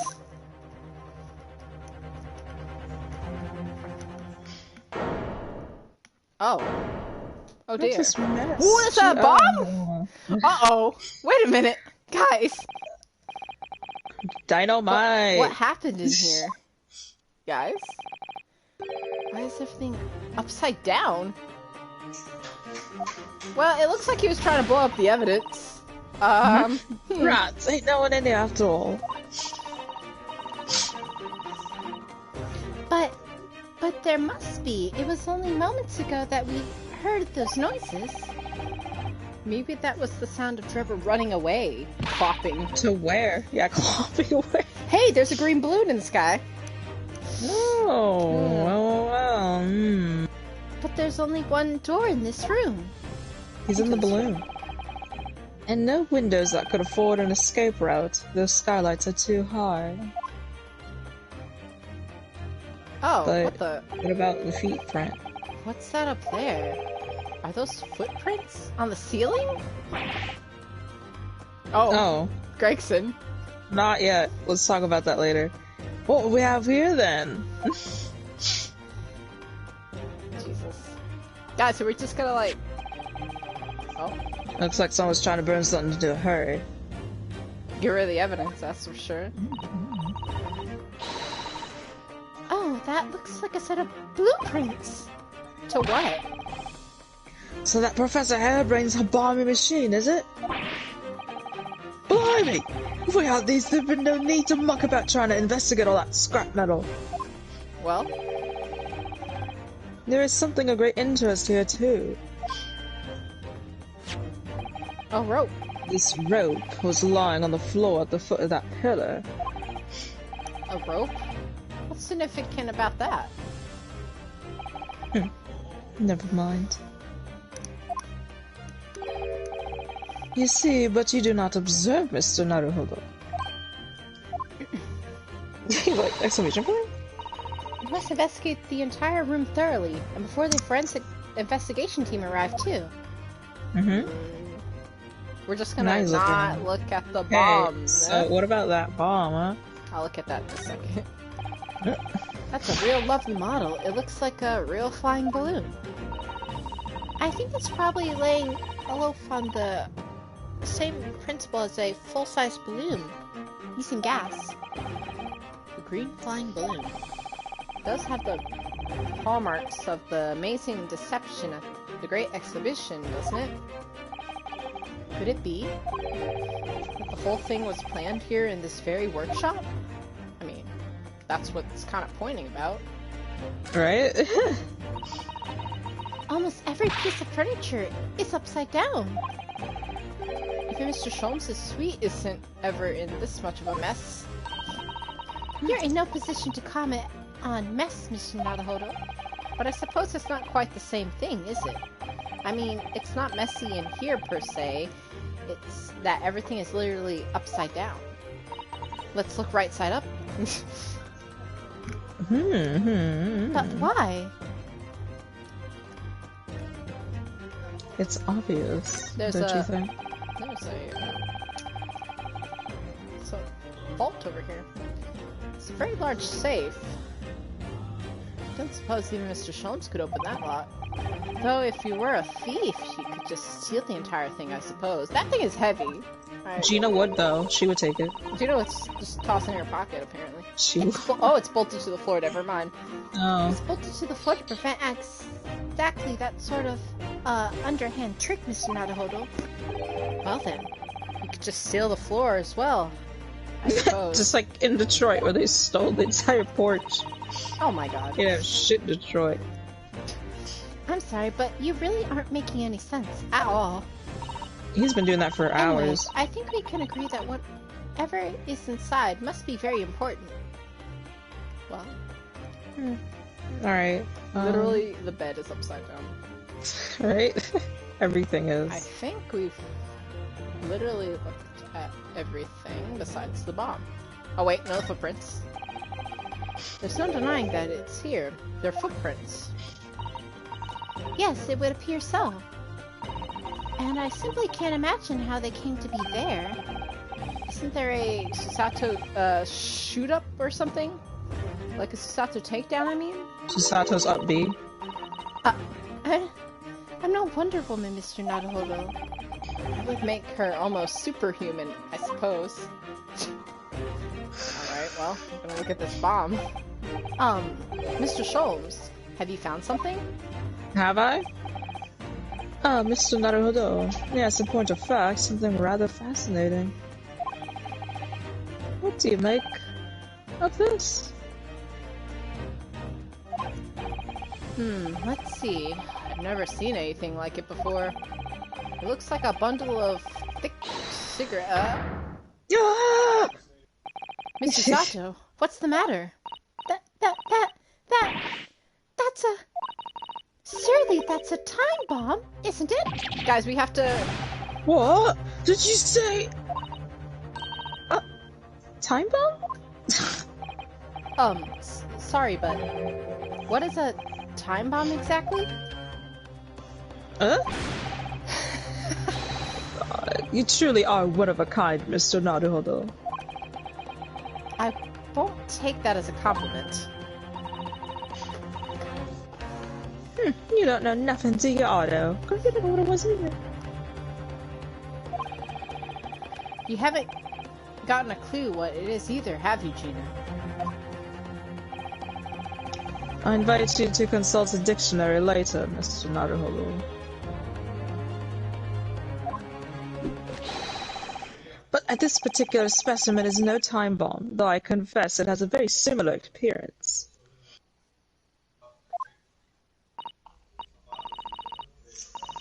Oh, well, thank goodness, but then, what is it?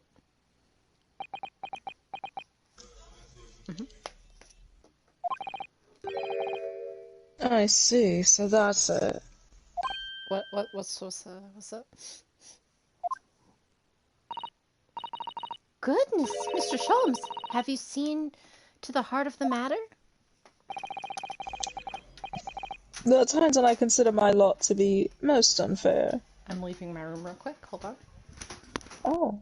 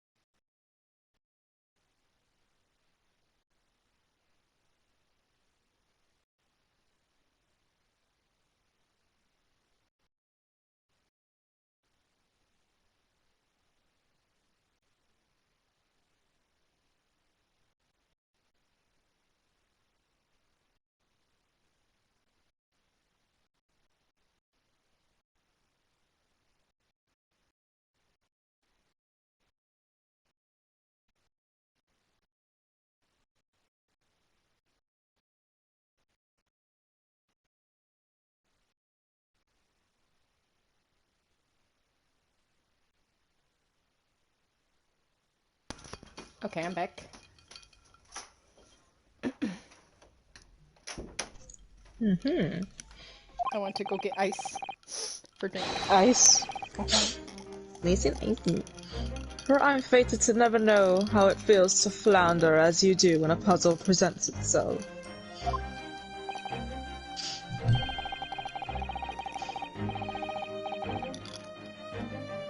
But I have learnt to accept the hardships that come with being a great detective, Miss Susato. Oh, there's one. Here we go. I feel a great deduction coming. Here we go. Once again, I can draw two conclusions from the scene we see before us. The first is that the inverted nature of the furniture in this room is the work of Drebber himself. Oh, how could you... And the second conclusion is that the small device on the floor there is without question completely genuine. He was meaning to literally blow up the evidence, but we got here in time, so he wasn't able to really set it, I believe. Mr. Sholmes, you must explain everything. It would be a pleasure. After all, it is a great detective's civic duty to teach Scotland Yard the finer points of the trade. Oh. Gosh, she's gonna be so mad. I love that. His emotion, my god. Just shuts his eyes. If I don't see him, surely I can't hear him. Well, Inspector Gregson seems delighted with the idea anyway. So annoying.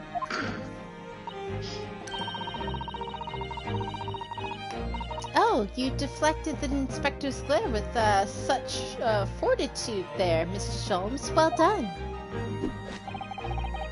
You're too kind, my dear madam. I hereby dedicate this great deduction to you. Oh, this is Susato's free deduction? Kindly just stand there, Miss Susato. Oh, yes. I'll be delighted. So, shall we begin? Ooh, here we go. Once again, our lecture is proud of presenting this on the genius is spectacular.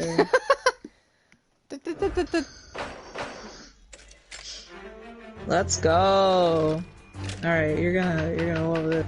Flipped furniture.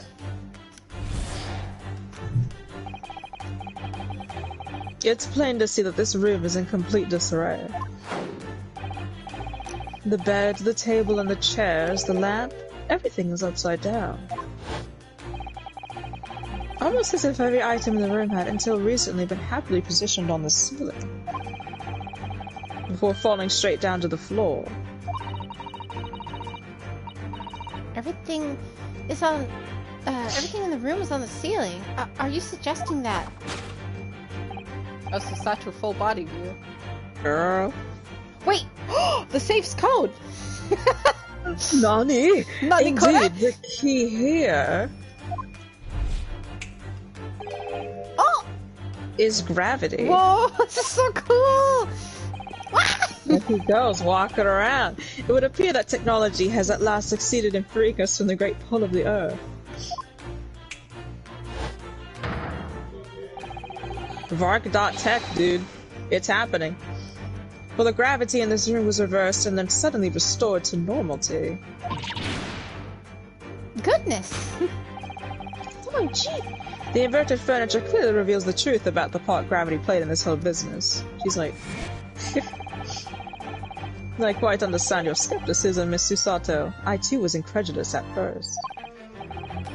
However, my conviction with my analysis was cemented when I observed this. An anti-gravity device, almost identical to one that featured in a dream of mine the other day, in fact. Oh my god. Hold on a second. Yes, Susato's like, but then why does it have a clock on it? A most relevant question indeed. That is a timing device that controls when the gravity direction will switch. I retweeted art about this when I finished the game, but that was before you even bought it. But I've already tweeted art of it because I was like, oh, it's so good. There was clearly a requirement for the engineer to be able to restore normal gravity automatically. And the commotion we heard earlier from the other side of the door was the moment that restoration occurred.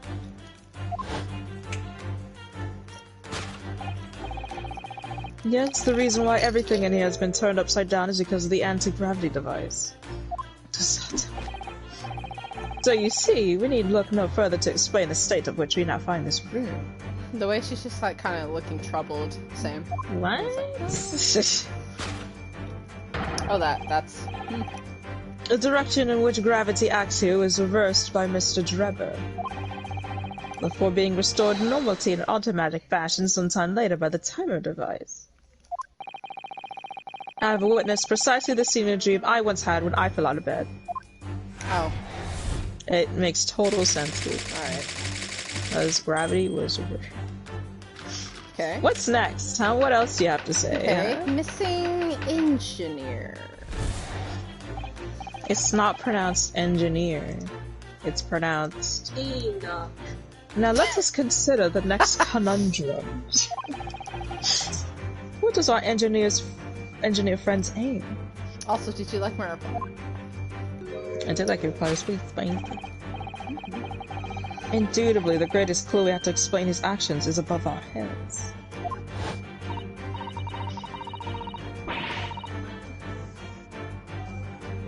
So, how is it possible that there are footprints all the way up there on the ceiling? A question whose answer would lead us neatly to the truth, my dear madam. The reason there are footprints on the ceiling is because of the nearby skylights. Here she goes. Of course, Drebber's aim was singular, to escape. However, there is but one way into this room. Excepting the skylight, that is.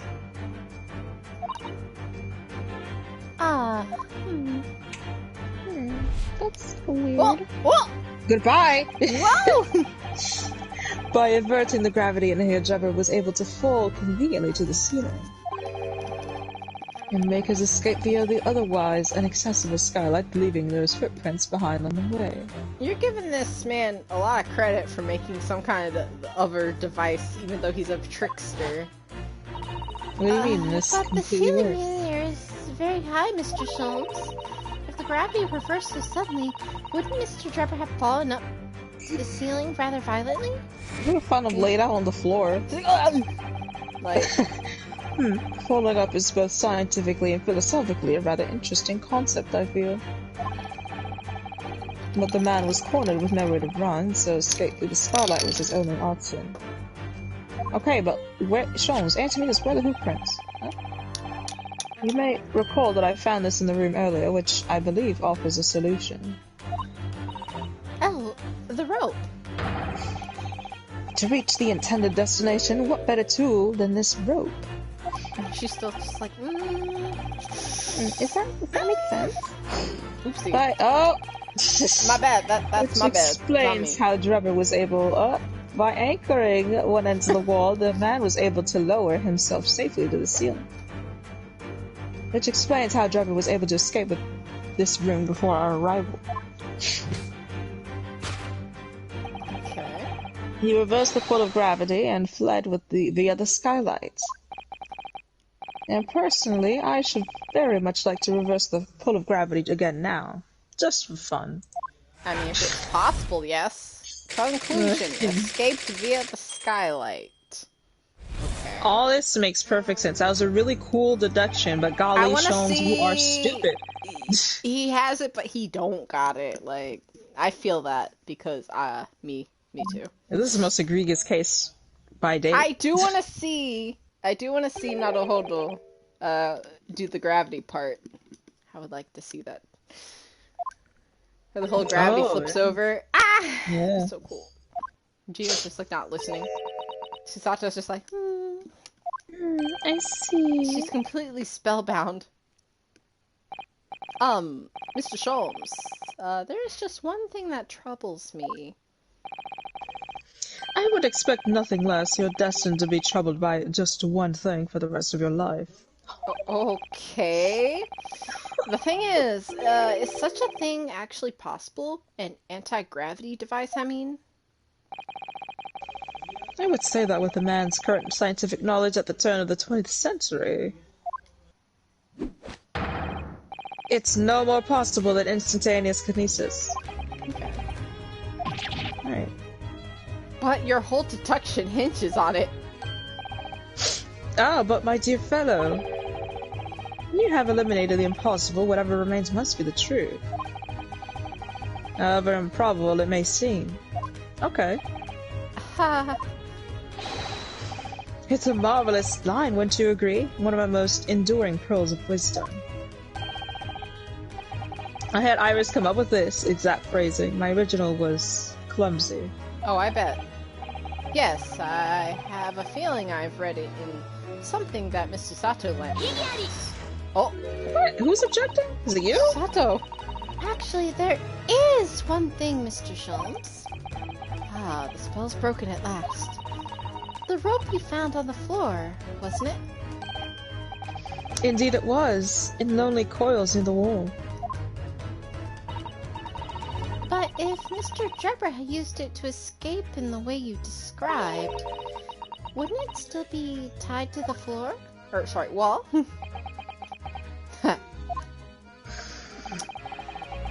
Mysteries inevitably unravel in the end, as is I think you'll find, you ropes. And as evidence of such, you need only look at the mystery we face in this room, now skillfully unraveled. That argument is as circular as the coils of the rope. I think perhaps we might need to give Mr. Sholmes the usual little helping hand. I'm sure there are some major corrections. The great detective's great deduction will lead us to the truth. Yes, you're right. And we must be do it quickly before Enoch Drebber gets too far away. Enoch. If you're ready, then let us resume. Enoch. Enoch. Sherlock Schultz logic and reasoning spectacular. Correction. Hold it, Mr. Hold Sholmes. it, Mr. Sholmes.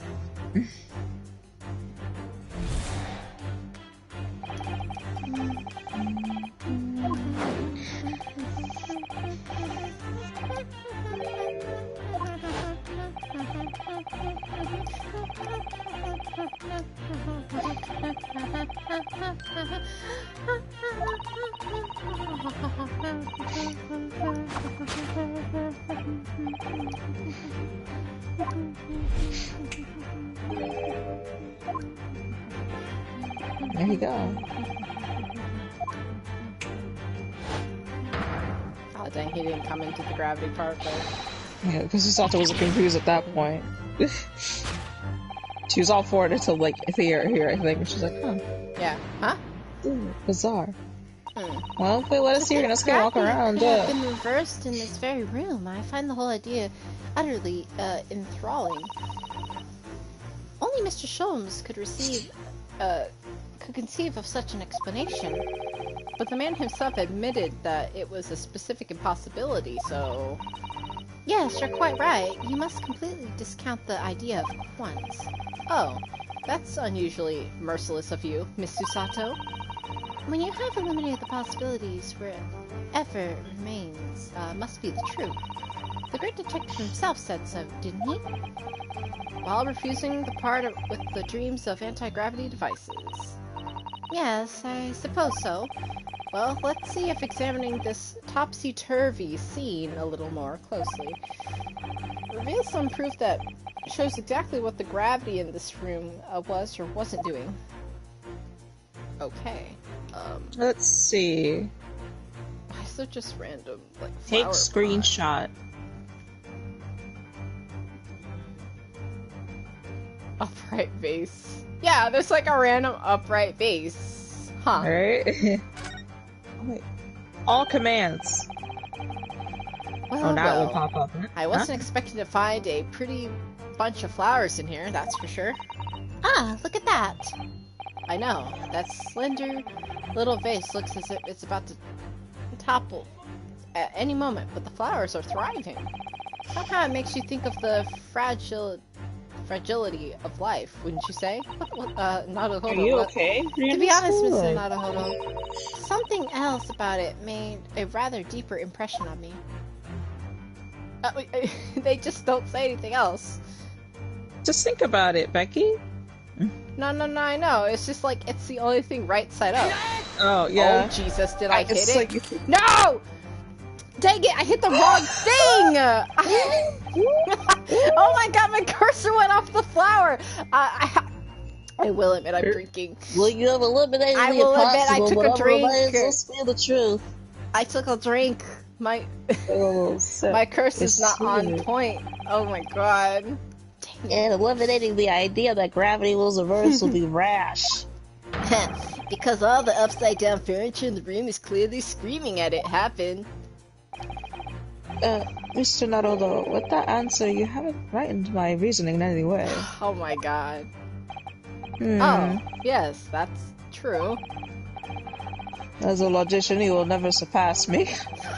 The science of deduction analysis requires long and patient study. It's kind of fun to get things wrong to see the dialogue, you know? Right? Yeah, that's a I thing. do kind of look up wrong answers compilation things just to see what would be said if you kept getting things wrong.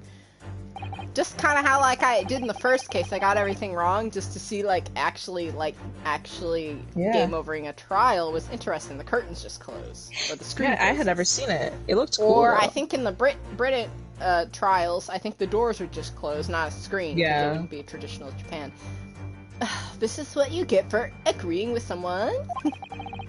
Number 15, anti-gravity device. Hold on, the let me last try thing this you want again. in your room is inverted furniture, but it turns out that might be what you get. No, now I have to.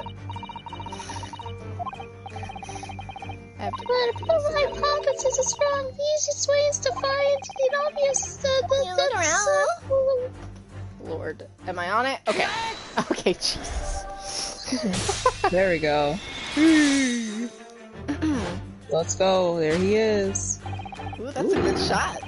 Yeah. The upright base clearly reveals the truth about the part gravity playing in this whole business.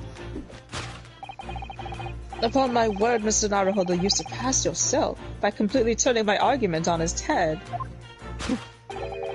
Susato, we're all here. Dang, the way Sholmes is standing like that little, I know. Leg out. You like it? You like it? Trying to impress your assistant here, perhaps? Uh-oh. No. One is trying to steal your spotlight here, Mr. Sholmes. Trust me. As you rightly say, though it appears at first glance that all the furniture in the room is upside down. This unassuming slender vase is standing keenly to attention. And unlike the large safe, there's nothing affixing it to the floor. And it's the exception that breaks the rules. In short, as much as it pains me. The gravity in this room was never inverted at all. He's so mad about it. He's so mad. my deepest sympathies for your loss. Oh, all three of them are in here. Mr. Sholmes. Anyway. But the show must go on, so let us continue with our deductions. I think that's it. Yeah, there we go. Oh wait, no, I'm here. Yonosuke! Interesting. Now that we know this contrivance was not in fact an anti-gravity device, there remains but one other possibility. You don't say. Don't be mean. Someone deliberately turned over every piece of furniture in here. Which may sound obvious, but leaves one mystery very much unsolved. Namely, why would anyone choose to do that? Quite, and naturally there is an explanation. Oops, I accidentally pressed the button.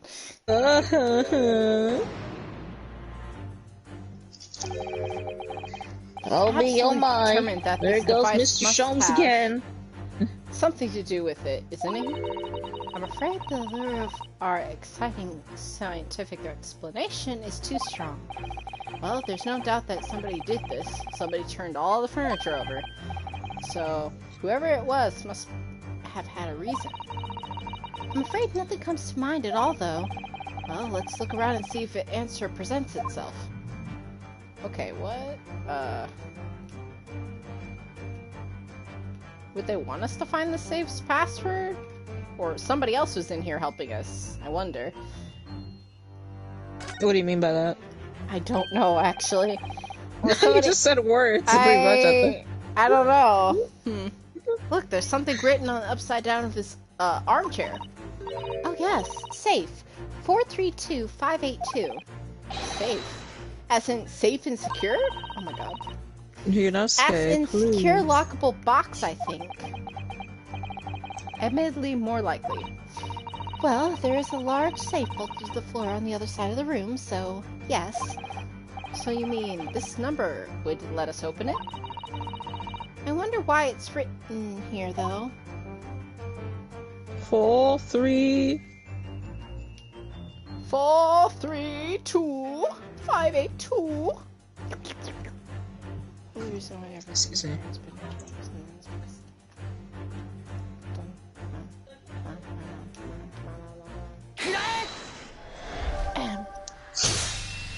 I'll just make sure it was nothing else I needed to look at, but nope. Yeah. Yes, the reason why everything in here has been turned upside down is because of the safe combination. Precisely, I believe, Mr. Naruhodo. That you had a very similar experience once, did you not? Huh? What? When? Why did that happen? Yes, last year. When I bought a lottery ticket and noted the number down on the side. Cover a book just in case. Oh. That's it. For people are forgetful souls at heart and always make a written note of important information. So he didn't remember what he wrote on the bottom of the furniture, huh? He was turning everything over to find the number. Yeah, he probably literally was like, what piece of furniture did I put this under? Right? Just keeping the ticket itself safe would be more sensible, I think. And what pray happened next, Mr. That Naruhodo? pose. He's so bratty here. A brat. Honestly, sometimes he'd be acting a little bratty.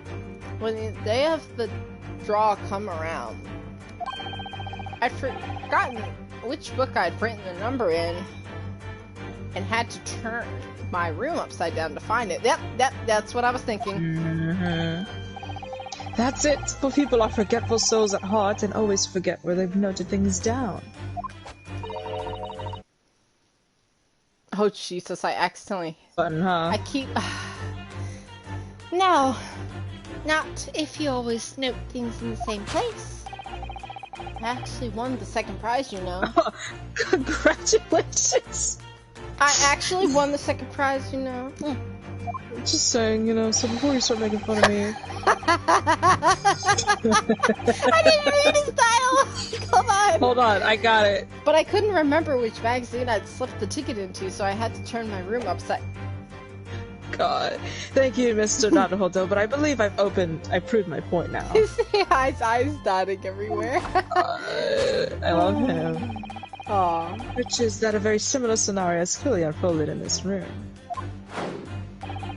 Finding himself required having access to the safe, the occupant of this room needed the combination code. He remembered that he had written it on the underside of a piece of furniture, but had forgotten which one. Yep. Leading to that state in which we now find the room. That's what I thought. I'm right. Hey. I'm always right. Yes, Mr. Drebber overturned all the furniture in here. In a desperate attempt to locate the combination code that would unlock the safe. Yes, sir. That makes a bit more sense. To find the safe combination. Solved. Solved. And now we come right. here.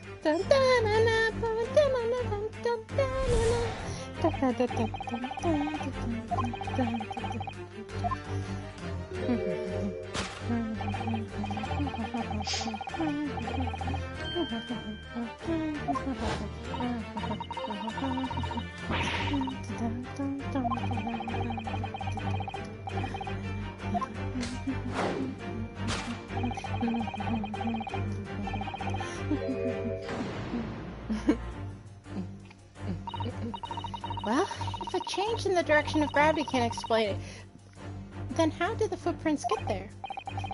Yes, I feel as though the particular mystery has yet become even harder to solve. I can't think of any other way to explain it at all. Oh. Well, life has much simpler in those... Ooh, what is that word? Halcyon? days? The second time they used that word. First? It was minutes ago. Those Halcyon days never existed in the first place. Well, I suppose we must simply put our faith in Mr. Sholmes and observe the area in more detail. Putting our faith in Mr. Sholmes is what got us into this situation in the first place. Let's see what's going on. There are footprints on the ceiling is because of the nearby skylight. What? Or maybe because of that shoe. What is this? It's hard to believe, but there's a shoe up there, look! Oh yes, and there are some footprints on this little balloon too. Perhaps the shoe was thrown up here and became lodged on the... Do you think? If so, then judging from the number of footprints, it must have been thrown up several times. Wait, the shoe was hitting... Wait, so the shoe was just hitting things and they threw the shoe up here? Why would anybody throw shoes up on the ceiling, though? Oh dear, that's beyond me, I'm afraid. What? Don't you ever just throw shoes? That's so weird. That's so weird to me. What does this mean? Why is that so weird? Maybe he's just throwing the shoe up there because he felt like it. Like, why are you judging him? Rinosuke! The reason there are footprints on the ceiling is because of the nearby shoe. And on closer inspection, there are clearly... oh, it's not me. Oh! There are clearly footprints all over the balloon. I didn't even notice it. I was like, yeah, that Rinosuke. Makes sense. There are clearly footprints all over the balloon as well. In other words, the aim was never the skylight at all, but the balloon. That green balloon? But for what purpose? Oh, my boy thinking over there. A green balloon. That seems somewhat familiar data. Uh-huh. Ah! Is a piece of green balloon's envelope that Mr. Naruhodo and Iris found at the scene. And inside the green balloon, Master Gots claimed that he saw but the stage when the incident occurred. Was the second birdcage, the crux of the whole instantaneous kinesis deception. You mean to say... If we assume... that's not me. The balloon is in here as a model of the one used on that day. There's a strong possibility something may be concealed inside it. Something absconded was desperate to retrieve before making a haste to get to them. Oh, I get why the shoe was thrown up there now. It's like so weird to me. But the balloon's out of reach. Rinosuke looks like he's wearing those like things to support your wrist. Yeah, he's like, got some wrist problems. I mean, same. I get it. So like, Rinosuke's wearing his gamer glove. I think they try to keep like since he's a student, but since they gave like Kazuma like the Hachimaki headband, kind of like it gives a sense of like Japan, you know. And yeah, I like for Rinosuke, they gave him the like kind of like glove sleeve. It's kind of like for like swords. This is for archery. And archery as well. Yes. Yes, I'm pretty sure that is a glove for archery. Yeah. I think that's pretty much just for his whole archery thing. Yeah. Out of shape, but he loves his archery. Hence, why he resorted to a projectile. Namely, that is the true, shoe. right? The archery glove. Yeah. That's what I'm saying. This is probably he loves. Oh. I like how they kept that little detail on him. That's cute. Yeah. Most probably Jabber intended to tear a hole in the envelope by stealing it with the shoe. His chancla. You need like a freaking heel, not a little boot like that, a little shoe like that. You think Enoch will wear heels? Have you seen him? He's depressed. People who are depressed don't wear high heels. I didn't get to read that. My bad. However, his efforts are thwarted when the shoe itself became a prisoner of those lofty heights. Oh dear. What desperately needs to examine that balloon? If only there were some way we could see inside. You may recall that I found this in the room earlier, which I believe offers a solution. Oh, the rope! Excuse me. To reach the intended destination, what better tool than this rope? Oh, we did read that. It just didn't seem like it. It seemed so new, and then once Susato got confused, I realized. Me too. Mr. Sholmes had managed to bring the deduction back to the rope. Although, I'll say, alright, I have to admit, that was clever. So we just throw the rope up to the balloon and then pull it down to us on the ground? Which is much easier said than done, I feel. And could take us a very long time as well. You have all the time in the world. Perhaps we need a more surefire method. In fact, we already have one, of course, don't we? Oh. But, hello, we do? Hello? You do, actually. I was just looking at it. You were just looking at it. How can you, what does this say? What piece of evidence would you use to get the rope up there?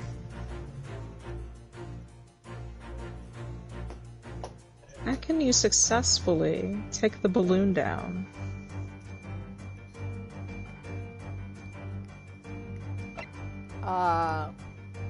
What? Huh. How can you successfully get a hot air balloon from the sky down? With a rope? You pull it down, but, like... How can you successfully get a balloon out of the sky? Pop it? Yeah? Okay. You How can you successfully get a balloon out of the sky? I don't... Okay. It's probably... Oh my god. Mr. Naruhodo, would you care to explain that? Oh my god. Wait, I'm so dumb. Oh my god. So it's gone over my head, Mr. Sholmes. Obviously, I was thinking of using an example of the... On the contrary, nothing has gone over my head but this rope, for it is clearly a superior idea. Get out of here, pat pat! You can fight me. Throwing a rope to catch a balloon and tug it down? But there's a far more reasonable method I could think of, even if it's a little heavy-handed. Heavy-handed? Jesus. Alright, Becky. So... hot-headed Mr. Sholmes is trying to lasso the... Oh boy.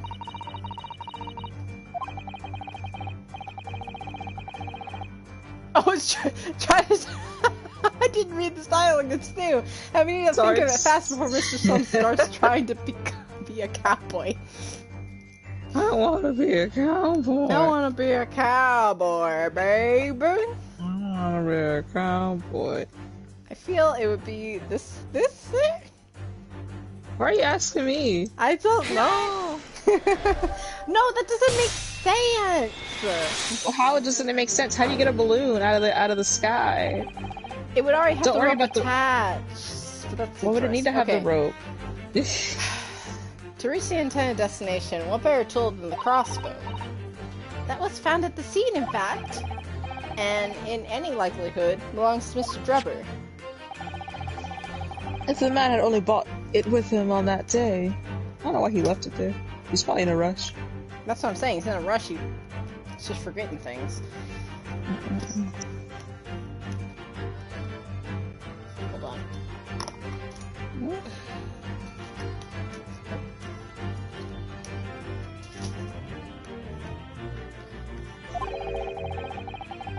He could have avoided losing a shoe at such a critical time as this. Okay. We're not gonna get the... So, shall we? We're gonna get the balloon down. Your curiosity is deeply stirred, no doubt, my dear fellows. What is it that Enoch Drebber has hidden inside that balloon? Pat! Wait a minute, what is this? So head? Is that the missing thing? What the? Wait, that's the missing head to the waxwork, yeah! Whoa! That's interesting. Indeed it is. A waxwork head inside a metal mask. A mask that had shut tight and fastened with a strong and some impenetrable lock. So we can't see the face inside that matters. Wow. Just a moment. This is the head of a waxwork model? Does this mean... Oh, goodness! Aren't you? I see you've joined the dots, Miss Susato. Excellent. Ah, of course. A headless waxwork model.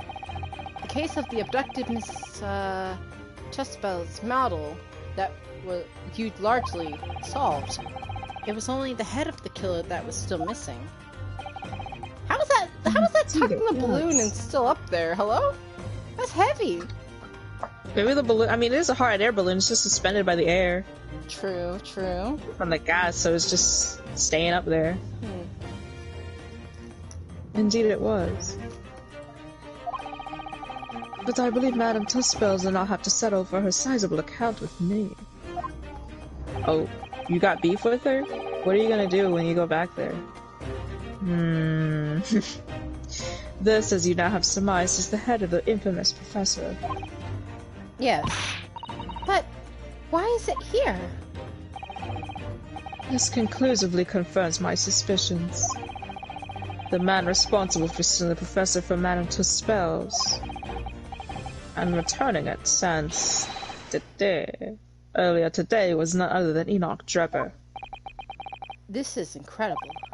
Professor Hairbrain's case and the waxwork abduction they're inextricably linked by Enoch Drebber's workshop. Well.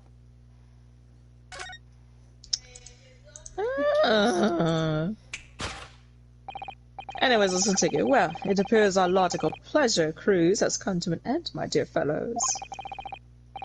All that remains is, yes, to speak with the architect of this adventure. The architect? That means Mr. Drebber? It seems quite impossible that he escaped via one of the skylights. Obviously, the man must still be here in the room. Oh. What? And his location should be abundantly clear. If you simply reflect on the journey we've made together during this deduction. Enoch Drebber's is right here, somewhere in this room? He's gotta be in that flower pot. So Mr. Naruhodo, will you do the honors? Yes, of course. Mr. Drebber's hiding place must be... You give me a wide range, man. Well, you just gotta think it all through. Just remember the whole journey you've made. The flower pot. It's probably one of my favorite deductions. I like how, Naruhodo's like really in this one compared to some of the other ones, where he's just kind of helping, but he was like actually here, like part of the whole I thing. think he's in the wardrobe. He is obviously in the wardrobe. I don't know, that... It's following the little trail here. To the balloon, to the back wall. There's missing... Just think through a little something, you know? There's a lot that he did in this room that... You know, you might be wondering why would he do that.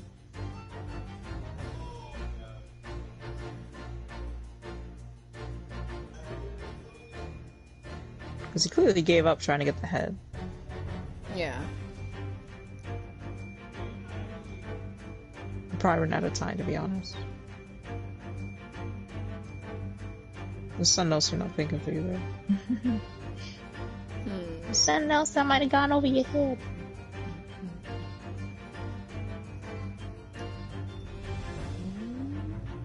Cupboard. He's in the cupboard. Huh. He obviously locked himself in the safe.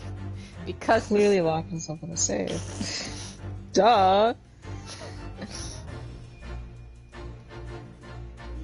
He's obviously in the cupboard. What if he is in the safe, huh? What makes you think that? He was looking for a combination. Like, maybe he was trying to get the shoe from the back of the room. And then he's just like, oh shoot, I can't get it. So he scrambled to look for the combination on the lock. But then he found it, and then like last minute he threw himself into there. Maybe. Yeah. I was yeah. Okay. Alright. I had to restep. I was like, well, let me go backwards. Let me move backwards. That's what I was thinking. I was like, did she forget that he was frantically looking for the save combination? Yeah, I was like, hold on, the safe combination's here. Before he gained access to the back room, we heard noises from in there. Yeah, we heard also thuds. Also the thud of obviously a door closing, which was clearly yes. safe. So it's like clop, clop, clop, clop. Yeah. How's there a horse in here? Like, yeah. Where'd that horse go? That thud we heard was him probably trying to get the balloon. Yeah. But the shoe kept falling. Thud. He like hit the back wall. He had some terrible aim in the beginning.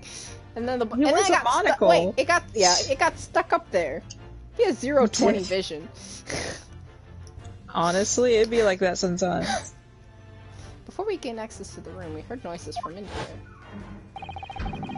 Which tells us the engineer was still in the building at that point in time. He was in fact searching for the combination. Oh, I like how the room's kind of spinning. That's awesome. Yeah, that looks cool. I'm telling you, this is one of my favorite deductions. And pressed for time, made no attempt to wreck the furniture that he overturned in the process. From what you can deduce that his search for the combination happened very recently indeed.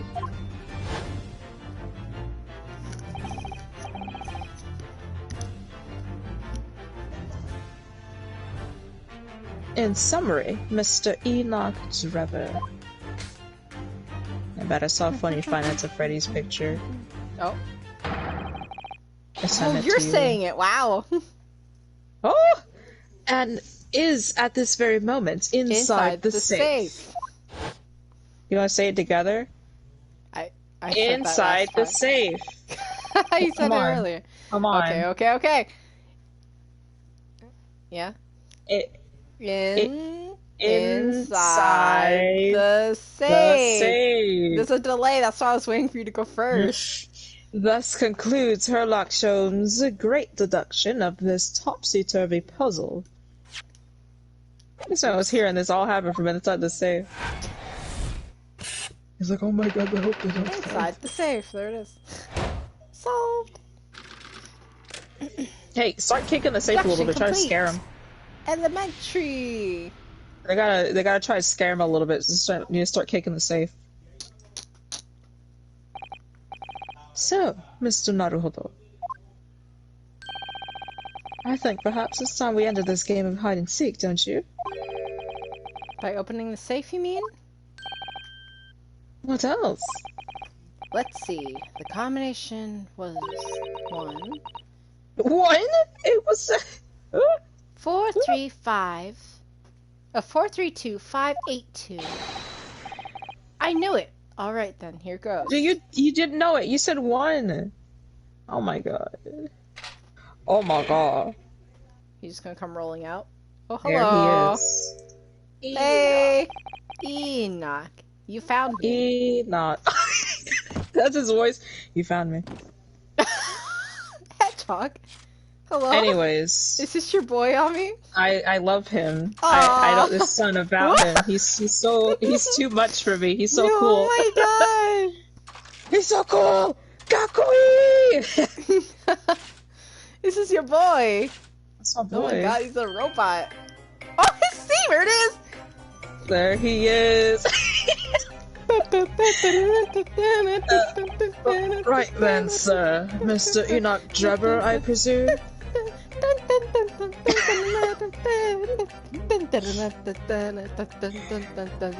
As soon as you just got that theme to it, I was just like, that's just my boy Enoch Drebber's theme.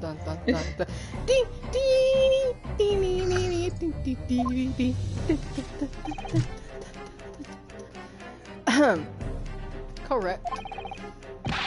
You better start talking, you tricked Professor Hairbrain with the bogus machine you built.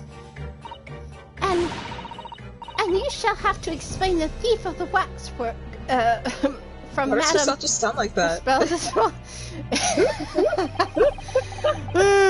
Whilst I would delight to answer your many questions. So, he's too much. He's too much. Personally, I would advise that you deactivate my little parcel first. Deactivate? Oh, so it was just on? Oh yeah, it's literally a Your bomb. parcel? Don't worry about it. I refer, of course, to the time bomb I left in a most prominent position. It's literally a bomb. Ha ha ha. I see. Stunned silence. You're all clearing up to die with me, then. No! You know, we just might be. That thing wasn't ticking, but it sure was on. It's Mr. literally on. Sholmes, with only 7 seconds to spare! That was Literally too close for could've died. comfort. I've got one foot in the grave already. Can you imagine tomorrow at the trial when Van Zeeks is like, where's everybody? Like, So oh, they died died. in explosion. Oh, okay. Does that mean I win, or like... Freaking. Are you trying to get a killer or get us killed? Mr. Sholmes' deductions can be completely life-altering, can't they? Well, my dear fellows, that was a close shave. The resemblance to an anti-gravity device is really quite startling, I must say. Can you... Anti-gravity devices don't exist. I wouldn't push it, Mrs. Sholmes. She's about to start hitting him. Oh, well, we're back here. Yay! Is he just like, is he just literally a robot? Or is that just how he acts? I'm wondering. I think he did. I don't know. I mean, he does just act like this. I don't think you get to know why. I don't know. I don't remember. What on earth happened in here? That's what Relius said, right? Relius should act like Me, this. haven't you? No need to screw me down any further. Everything in here is precisely what it seems. Yeah, we'll be getting a thorough going of it. Don't you worry, Trevor. What fails to click with me is how you were able to locate my workshop, but I was not expecting. When I heard whistling from the other room, I knew it was time to bolt. I think trauma turned him into a robot. Ah, yeah. That makes sense, right? That would have been me. Oh! Oh my god. For some reason, I woke in a fine fettle today. Gregson is fuming. so mad. No words can justify squeezing chips. Tightly squeezing chips. Clearly I must have a screw loose, though as I couldn't remember the combination for the safe. And another one loose, as I couldn't remember on which piece of furniture I'd written it down. We also found a rope over by the wall. Yes, I had hoped to escape through the skylight, but sadly the rope was too short. So, I then set about searching for the combination code to open the safe. And burning the incriminating blueprints, don't forget. Regrettably, though, you failed to retrieve the head from the balloon among the rafters.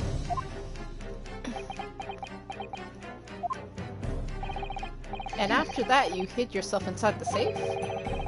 Having first set the parcel ticking.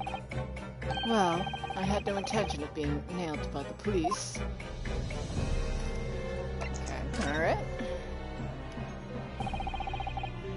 Got a death wish, have you? Hiding back right beside a ticking time bomb. Please, why do you suppose I chose to hide inside the safe? Yeah, it would the only thing that would probably survive the explosion. Yeah, there you The go. ordinary safe is specially designed. A dynamite explosion wouldn't leave a scratch on it. So, in fact, the safe was the only safe place. Precisely.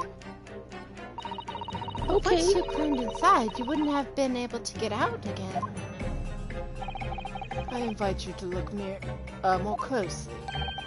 Oh, it's got a handle on the inside. The safe Yeah, he's is got it all fitted with planned a out. handle on the inside to allow the door to be unlocked from within. He thought of everything. So it is.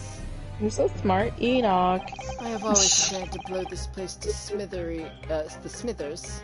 In any case, I just wasn't expecting uninvited guests to come along and screw up my plans.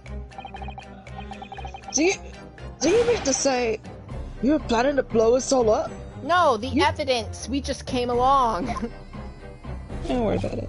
No, that was unforeseen. What do you mean? I gotta give him a second, hold on.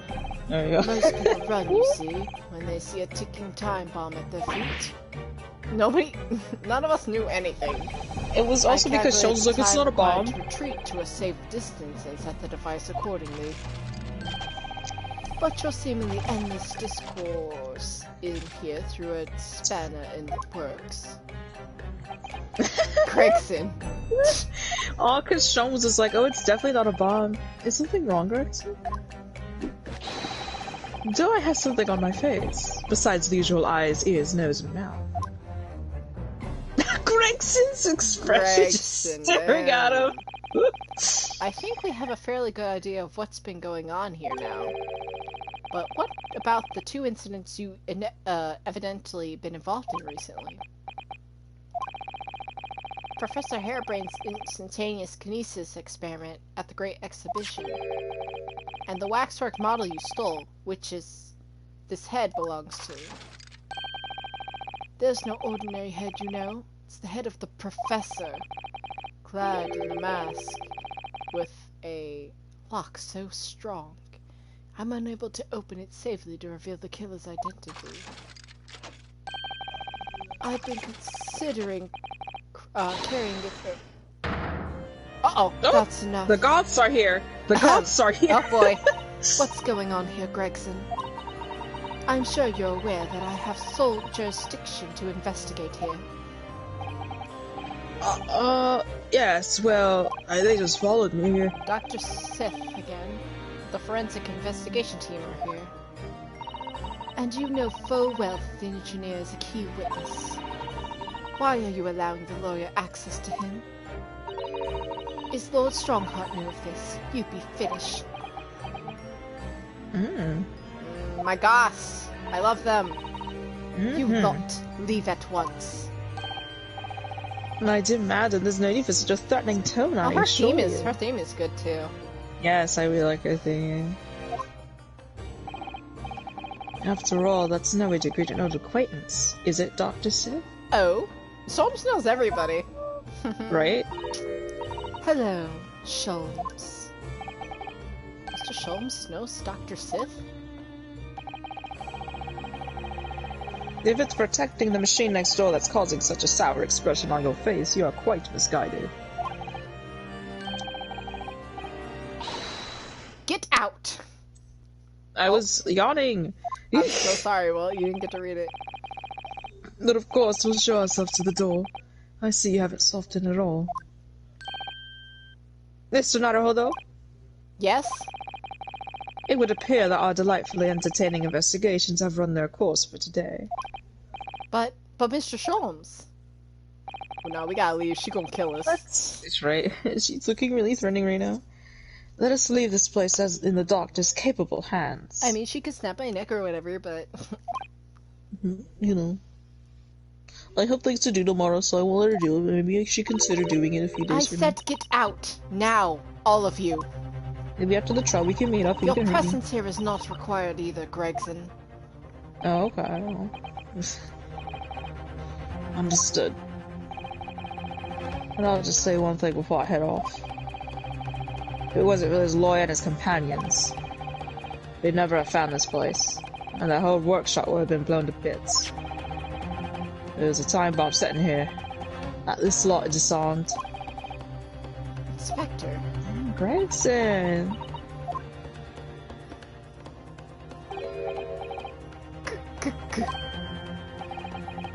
Something giving you a chuckle, has it, Trevor? You having a chuckle, mate? Huh. So sorry. Didn't mean to offend. You're quite right, of course. You did disarm the time bomb, didn't you? Yes, you did disarm that one. Oh! Excuse me? What are you... That one? You mean? What's so funny? Hello? Where else is there another one? Where is it? Oh, you know. Oh no! Oh no! Is it gonna blow? Uh-oh. Guys! Get out of the way! Guys! I have no idea. Well, those guys are dead. We It was an lost a hour good one. after that we'd heard the news of the numerous explosion that ripped through the experimental stage of the Great Exhibition. Professor Harebrain's invention and its secrets were blown away forever. Damn! Oh my god, this guy is devious! Yeah. To be continued. Dude! Oh my god, so much is happening. Alright. Such a good trial, but my it. god! Telling you, K3's so good. You get Oh the my goths God. in, you get Oh my the God. story, My god! yeah, the goths. Love the Oh, we're in goths. trial already? We're in trial already. Oh. Okay. 9/11. Okay. Good morning to you, Mr. Nadahodo. Ah, good morning, Professor. Ready for today's proceedings? I hope so. I should be, even if with nothing left to... Good morning, my dear fellows. Oh, he's awake?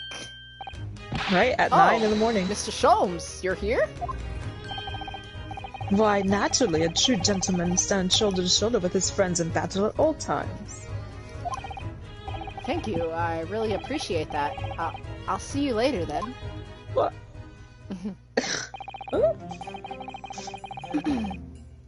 Now, Professor, we really need you to remain calm in the courtroom today. Yes, do try your hardest not to enter the witness stand uninvited again. Yeah, that freaking outburst you did last time. I realized it was a mistake that I... My dear fellows, I must interject. Ryosuke Yes? told her to leave. Oh, you're still here, Mr. Sholmes. What's the matter? Surely you've overlooked some praise, have you not? To be cast in my direction, Sorry, I don't follow?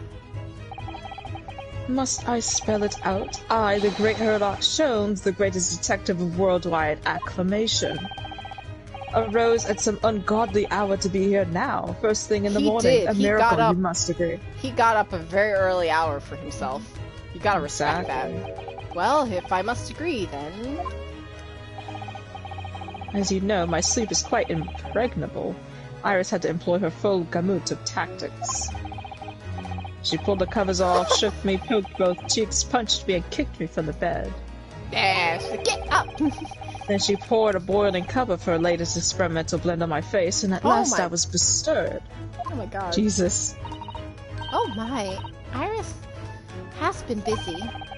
Iris doesn't have it in her to go that far. She's too nice. You sure? I sense the spirit of the fellow scientist. One who relishes the infinite possibility of blending tea. I'm the one worthy of praise here, not Iris. This is my victory. Sorry to cut in? Who's cutting in? Oh, Gregson, hello. Oh, Inspector Gregson. Good morning. Gregson, my dear fellow. Why the grim expression at this undelightfully He got early in hour? trouble. Or, well, part of his team got killed. Oh, I don't know. Maybe because I've been confronted with the evil grim expression, eh? Dear me. Are you going to take that insult lying down, Professor? What? I don't know! Poor Professor. Anyway, this is the paperwork you asked for. When? What? Paperwork? Yeah, what? Ah, I took the liberty of requesting it yesterday. Oh, well, thank you. Wow. I have a feeling it may prove useful.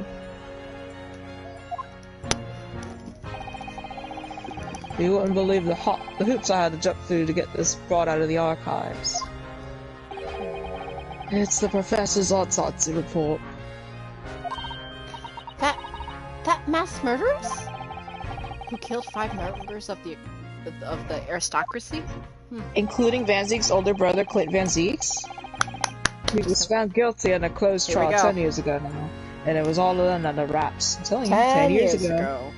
10 years ago. He was quickly executed soon after the trial. It's all in here. The killer's autopsy report. Okay. Thank you. Yep. Who had tried and found guilty by closed trial 10 years ago.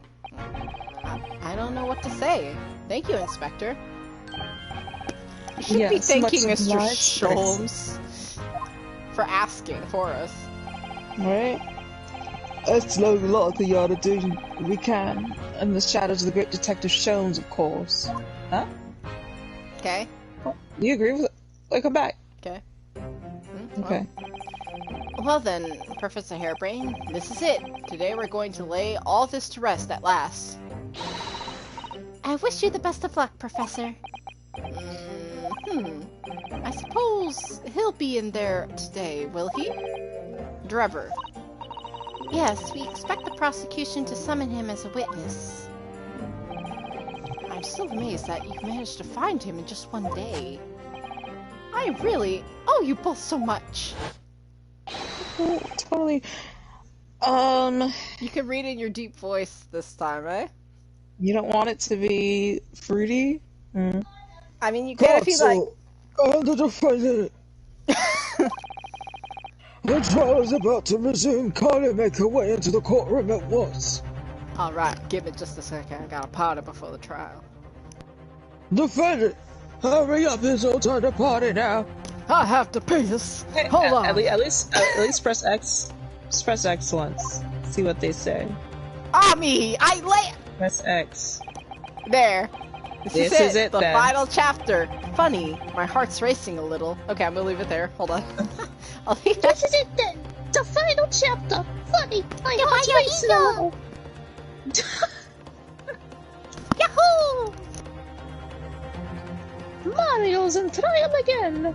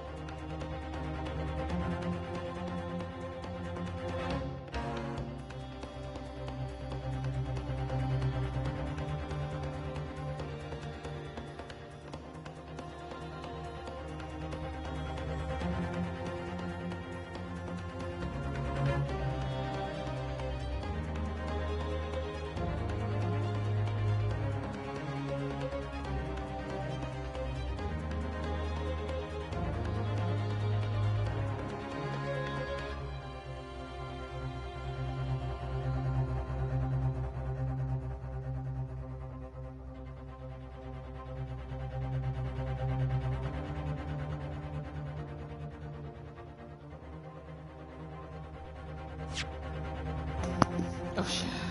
Alright. I've not felt this before, actually. This strange foreboding. As if something's going to happen in this trial that I'm not ready for. Oh, Jesus. Oh my god. But I can't let this distract me from the whole thing that really matters. Finding the truth. Let's go. Oh my god. That's what Van Zeke says. Speaking of Van Zeke's.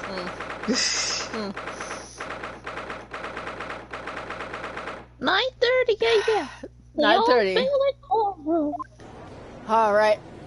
Here we go. Hey! Back in court again, Judge. You ready to see me win? You ready to see me win, everybody? You ready to see me win? You ready to see me win, Judge? Let's go. What? No. We resumed the public hearing of Albert Hairbrain, who at present stands accused of murder. Are the counsels for the prosecution and defense ready to proceed? My little Meow Meow and I are ready. We're ready, Your The Honor. prosecution is ready, my lord. So start He's in the, purring. very quiet in the courtroom. Yeah, you can hear his purring. It's very quiet in the courtroom. It's like, is that purring? It's like petting him. It's okay, he's very excited to be here. It's his first day. Oh my god. It's his first day in the courtroom. He's very excited to be here today. He's very excited. He's very, very ready. First time. Yes. Yeah, they got that cork in that bottle of wine. Van Zeeks isn't ready to pull it out yet. The defense is ready, my lord. Susato, do you hear that? Do you hear that Thomas, purring? Lord Van Zeeks has his apprentice with him. His apprentice with memory loss. What else does he have? And Van I have Zeeks with his Susato. dead brother. I have Susato. Dude, I burst into the courtroom! If I may, Lord Van Zeeks, can I inquire about that noise? Yes, my lord. It's so loud. There appears to be someone standing at your side. Yeah, well, And that's my yes, cat. that's my cat. Yes, Damn. my cat and assistant. Yes. The prosecution believes today's proceedings will see the complexity of this case rise considerably. Oh, really? He's Is that my what it is? my comfort pet. I have him here for support. I have my card if you need to see it. The doctor's card. notes. I have doctor's It's the notes doctor's that he's allowed. He's allowed to join me to court. Oh. Are you kidding me? Are you kidding me? Are you joking? Are you? I would. Oh, this chases everything. Go jail. I was even just like, hey Becky, the cork's still in the wine bottle. I therefore instructed my assistant to attend to ensure the smooth running of the trial and to open my bottle of wine because I forgot to do it earlier. I didn't realize that's what you meant. Oh my god. Damn. It's my assistant. Yeah, the smooth running of liquid refreshments by the looks of it. Yeah. No kidding. The way he holds himself, the way he moves, it couldn't be anyone else. Susato, have you seen Kazuma He's do that still before? suffering from amnesia, so there's really nothing we can do at the moment. Just shout I know, across. You're like, but- Kazuma! This is very hard.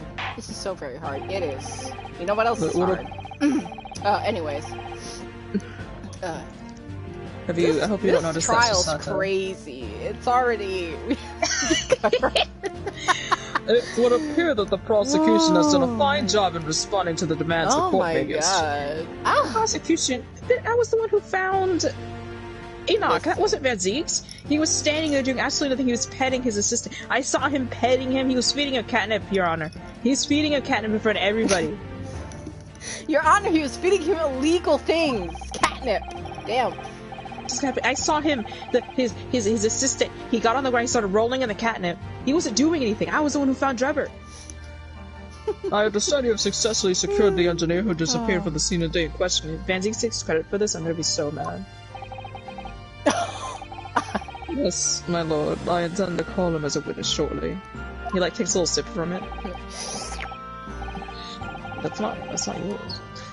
No, very good, very good. Now that, ladies and gentlemen of the jury, who have been chosen and rather represent the will of the people in this courtroom. We already saw them last time. You're ready and willing to proceed? Of course, my lord. I'm sure we all understand the importance of doing our civil duty. I do so despise deception and deceit. I find it so very wearing. To take a man's life with a conjuring trick.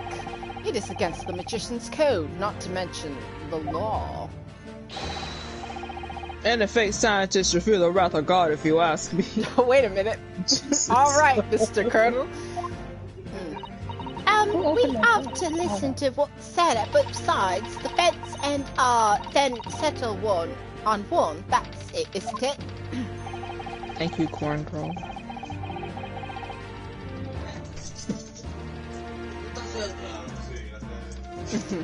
Was it not this in my day? Was it not this? I don't remember the words again. Because he spoke 3 times. He did. If our parties are ready to proceed, you may begin, Lord Van Zieks. Alright. Before I do, my lord, there is a report I must read to the court. Oh, you just... Okay. Hold on. Thank you. Yesterday at the Great Exhibition Grounds, the evidence of primary importance in this case. The super high voltage instantaneous kinesis machine, which was installed on the experimentation stage, was deliberately destroyed in an explosion affected by an unknown person or persons. Okay. It was what? An explosion? This is an outrage! Well, it happened. Why is he so tall? Oh my god, he's so tall. Oh my god. Yes. It's funny because he's standing next to Van Zieks, he doesn't look as tall. He is, but I don't know. And Cosmo shouldn't be as tall because Van Zieks is 6'4", Cosmo is only 5'9"? 5'9", 5'10", I think. I never remember. I know. I feel like you said 5'9", and I was just like, "That's my brother's height." Because yes. You said that yes. Naruto was 5'6", and I was like, or 5'7". I was like, "That's my height." Yeah. It is 5'9". Now that you say that, it makes sense. I read the machine was blasted to smithers and the records reduced to ashes in the flames. I have here a photographic print of the scene taken in the wake of the explosion. Okay, we have another photo. Yeah, see here, right here, he does look, 5'9" compared to 5'. Right. 6'4". It's like the other perspective, yeah. Hey, but look, that's a hatch. You go down. Interesting. It go down. It do go down. It shows what little remains of the machine. It do go down! Yes. Terrible business.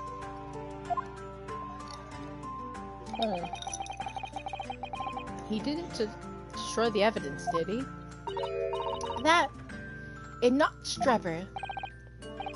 Excuse me, what did you say? Enoch Trevor. The court will take this print as evidence. Counsel. Explosion. Jesus. Late yesterday afternoon, the prosecution afforded the machine by the Special Suspension for Scientific Equipment Act was revoked. He's standing really close to Van Zieks, by the way. Very close. This is a little meow meow. He likes his body warmth.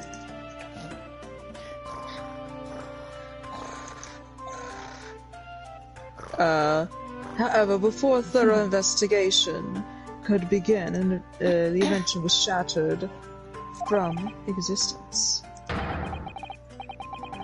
As such, this will become a very difficult trial. Different, I mean.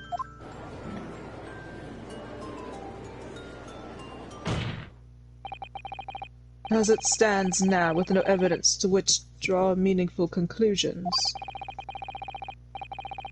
the authenticity of the Kinesis machine will remain forever in obscurity. Indeed. A most unfortunate state of affairs. However, one thing remains clear. The victim's death is a result of the actions of the accused. Of that we can ascertain. For it was the accused himself who was operating the machine and who ultimately caused the loss of its control. Yeah, we know. Oh, hold on. As Lord Van Seeks rightfully says, this is a very different trial now. The accused accepts the responsibility of his part in the events that transpired. He acknowledges that Mr. Osman died as a result of the accident caused by his machine's malfunction. However, unbeknownst to the professor, he was being deliberately deceived by the pair of very clever fraudsters. Dame's counsel, if you please. The engineer, Mr. Enoch Drebber, and the victim himself. Enoch. Yes, Adi Osman. Odie Osman, my bad. I was gonna say his name was a pun. What exactly were, those two men up to behind the defendant's back? The defense intends to expose this information, thus establishing the unequivocal innocence of the defendant. Points at Kazuma. I meant apprentice Kitty Meow Meow. Let's say a Kazuma. I'm sorry. Who said that was Kazuma? Thank you, consuls. The positions of the prosecution and defense have been clearly stated. Lord Van Zeek, summon your first witness, please. Oh. It's like not even Enoch. At once, my lord. The prosecution calls the engineer, Mr. Enoch Drebber, to the stand. Well, he's here. Taken away, I say. State your name and occupation for the court. Name, Enoch Drebber. Occupation, Enoch. hard to pin down, I would say. Since the Black See that Monocle. Black Monocle? Yes, why do I feel as though I've seen it somewhere before? Oh, you too. Oh, you too? I had exactly the same feeling myself.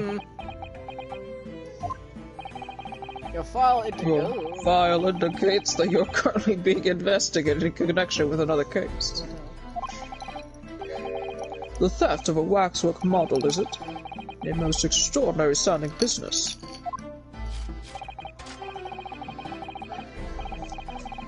But that has no bearing on this trial, I assure you.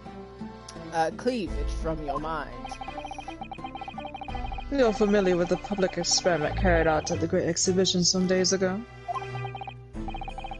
The accused super high voltage instantaneous kinesis demonstration. Yes, you could say that. I am aware of it. There was a terrible accident, wasn't there?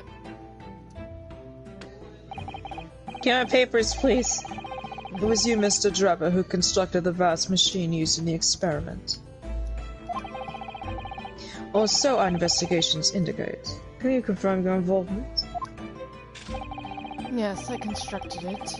In precise accordance with the blueprints. But that's all. Then the court would be very interested to hear your thoughts about the machine, I'm sure. I have no thoughts. An amazing device, if you ask me. The pinnacle of modern science. Making instantaneous kinesis a reality at last. What? What's the good gracious for? Do you mean to say that the experiment was bona fide? Is that your belief, sir? Yes, that is very much my belief. Such a waste that it blew up. But we've actually established that the machine was nothing more than a prop for an elaborate conjuring trick. Oh. Shut up. You established nothing of the sort. All that was shown during yesterday's proceedings. Van Zeek's hands get dangerously very close to that apprentice when he puts his hands down. Is that the same outcome that could have been produced by means of staged trickery? The defense merely proposed a method and demonstrated its feasibility, nothing more. But... We've procrastinated long enough, I feel. Witness, you'll not give your formal testimony.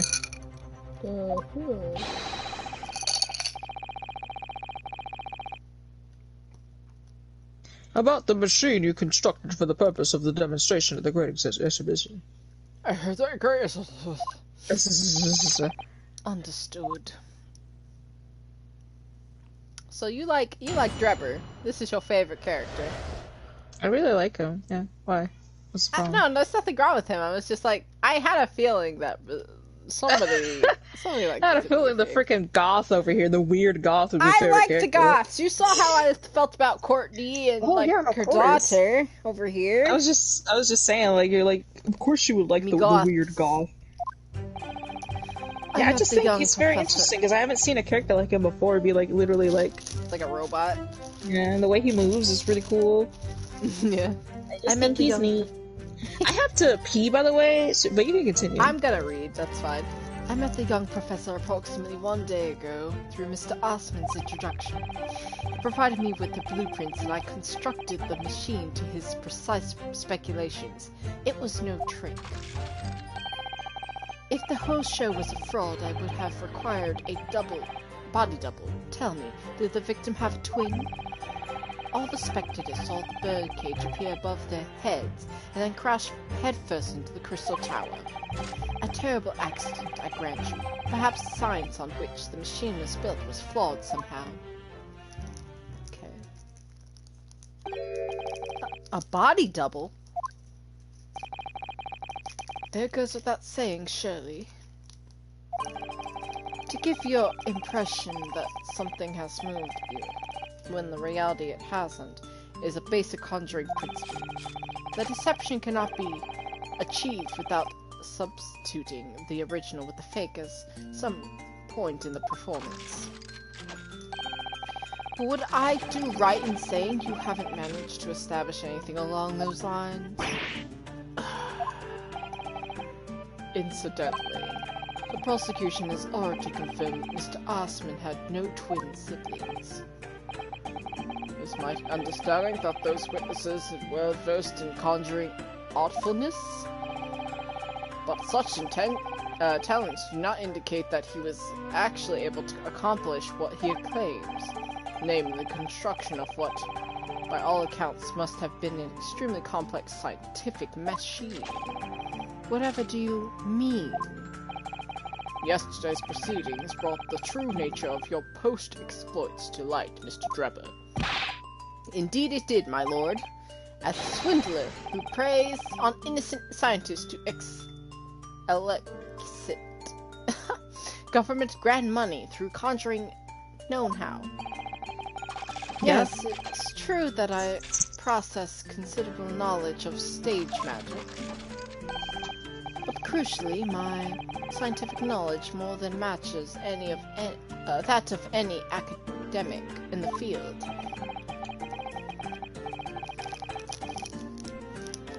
Investigation of the witness's workshop attests to that claim, my lord. As evidence, the police found this Royal Society trophy for young talent in science there. It's like a participation trophy. Yes, that's true. We spotted it there ourselves.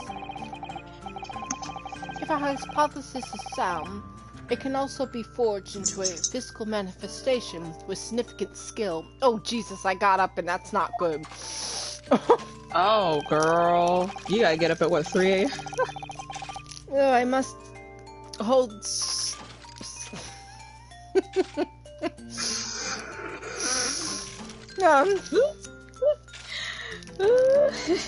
Though I must have sold the secrets of some deceptive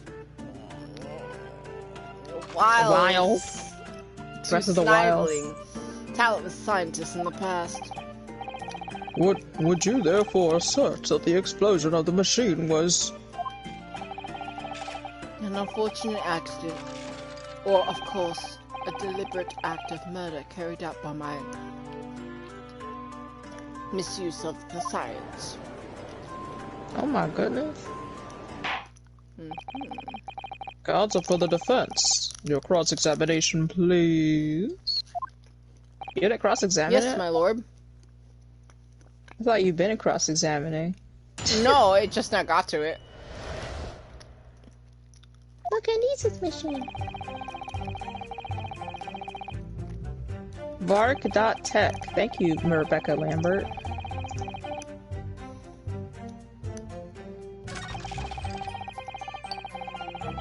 This thing I want to ask, did you ever...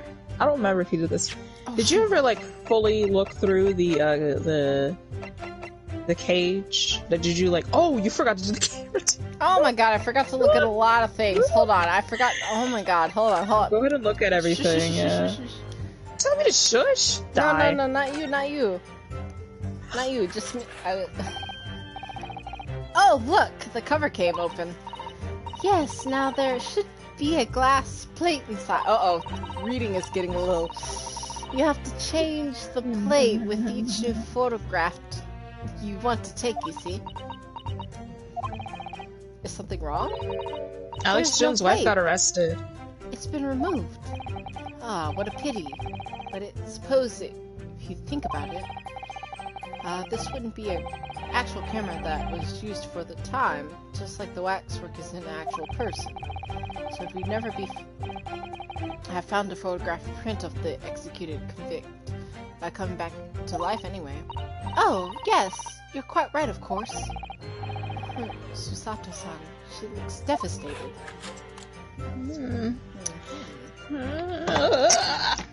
Uh-oh. There's blood on this! Oh my god! What a wonderful machine! You really love contraptions like this, don't you? Oh yes, anything mechanical I find absolutely irresistible. Almost irresistible, surely. Well, whenever I see a pocket watch or something, I can't help myself. I simply have to take it apart. That's worrying. Yes, Father tells the time by the rumbling of his stomach now. He's given up having a watch. Oh, he gets hungry like it's 5 p.m. Look, Mr. Naruhodo. What is it? On the bellows, you see, just there. There seems to be a very dark red stain. Yes, you're right. It looks like blood, actually. Oh my! I'm sure it's not what you're thinking. Ha ha ha ha. Well? What the heck? There's blood on the inside of this, huh? Well. Well.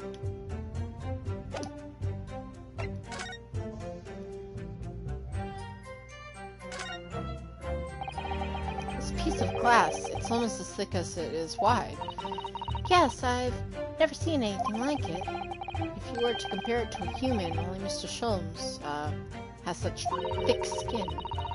There's really no need for such a comparison, Mr. Naruhodo, as you will know. Anyway, I can only be from the Crystal Tower, right? Surely. Yes, I think so too. It was probably made especially to meet the demands of the great structure. That's about it on that. I was gonna say, did you ever, like, actually fully expect the cage? I looked at the bottom and then I didn't really see anything else. Oh, okay. Hold on. I just want to know because I don't remember if you had done. Yeah, you were good. You're good. I did look. Yes, I already looked at it when I was speaking for Gina. Ah, yes. I did not look at the trophy. There's a little metal plaque here. Look. Fostering burgeoning talent of the future of scientific discovery. It seems rather iconic, doesn't it? But clearly Mr. Drebber really was a really talented scientist. And that's that on that. That's that on that. So. There's a key here. This lock looks very strong, doesn't it? There's definitely no way we could remove the mask yourself if it was put on you. It's a terrible way to treat yourself, even as a convicted criminal. I know, it's starting to make me livid, actually. Mr. Naruhodo, please. I mean, just think about it. Imagine if you had an itch on your cheek all of a sudden. You'd be utterly helpless. Well, yes, that's true. But I'm not sure that warrants quite so much anger. Oh, right. Sorry. Is that just me? Is it just me, or... I've seen this helmet come into play. I've seen it in art. You seen it in art? Oh, interesting. I had no idea what it was, so I don't remember. Oh my god! Oh! I moved! Becky. I moved! Hey. Hold on. Getting ring. Did I play Hanging Affirmed at midnight, 17th of June? Courtney Stevens. Wait. Professor was hung. Redacted for confidentiality. Okay. Well, that doesn't really tell much. Okay. And then this picture. Okay, I think I've looked at everything now. Yes. Yes.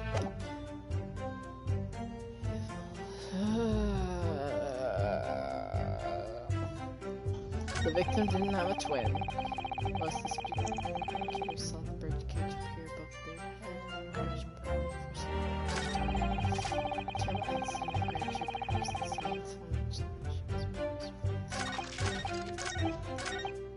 I'm gonna start pressing everything. So you were already acquainted with Mr. Assman himself? Not really. By chance I'd seen his name mentioned in the papers, that's all. But I have no interest in his private affairs if he wasn't unscrupulous,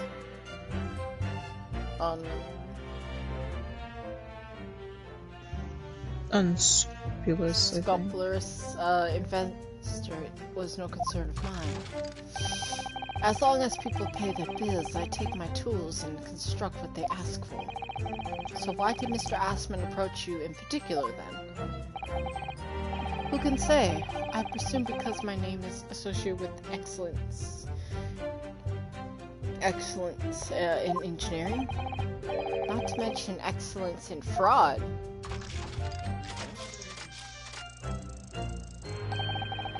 Hard to gauge, but the point is, all I did was construct the machine according to the blueprints I was given. In other words, the Kinesis machine was built on solid scientific principles. Yes, you might say that. Professor Harebrained certainly has a kind like no other. It's pretty immersive how the game is slightly moving to the left every now and then, to the point where I won't be able to see the text box anymore. Hold on. Oh my god, I'm so sorry. Hold on. Hold on, I'm gonna try to fix it. It was slowly happening too. It was just like, It's because I'm moving it. Is it better? Oh my god. It's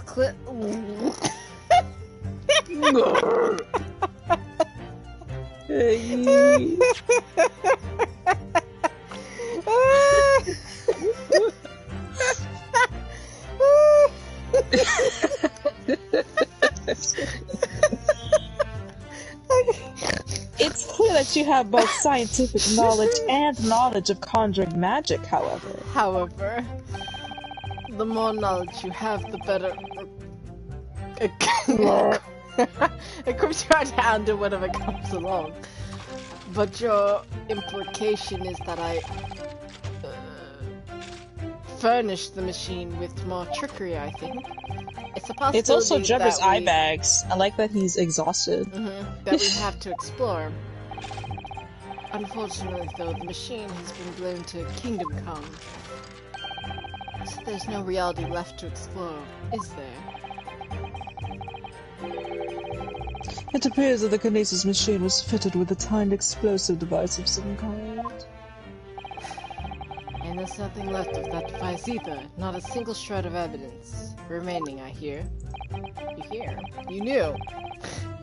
You must have planned all this from the outset. But in any case, it's abundantly clear that the experiment couldn't have been a trick. Really.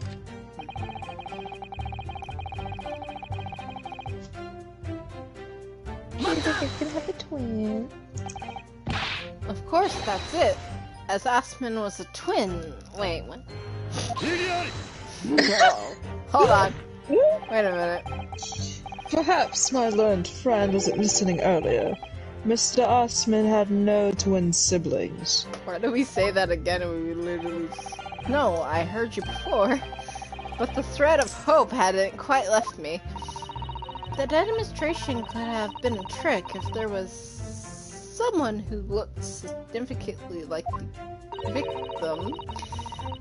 But Dr. Sith absolutely ruled that out as a possibility. Here we go. It is beyond question that the victim himself, Mr. Osmond, did move from the stage to the Crystal Tower. The fingerprints found at the scene attest to the fact. I'm surprised Van Zieks didn't come here with his cape. Right, he came without it. Cause like, I think the animation of him throwing it off would obscure like his apprentice, so... Most likely, yeah. Also, I think it would have covered his apprentice up regardless. Right. Because the fact it kind of fans out. They have him standing so close. Yeah, if only he were standing a little further away doing some social distancing. No. Close proximity. No social distancing for you. So it couldn't have been orchestrated using someone who looked identical to Mr. Osmond then. What are you thinking, Mr. Naruhodo? Oh, no. Nothing. I had to stand up, by the way. You had to stand up? Just that the idea of someone who looked identical to the victim is playing on my mind. All the speculation.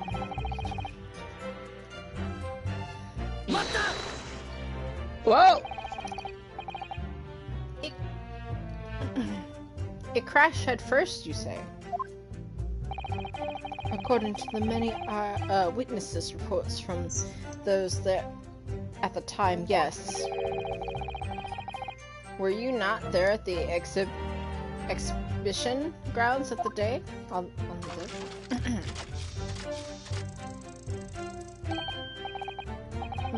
Unlikely. I rarely leave my workshop. Yet another of your equipment inventions is found at the scene.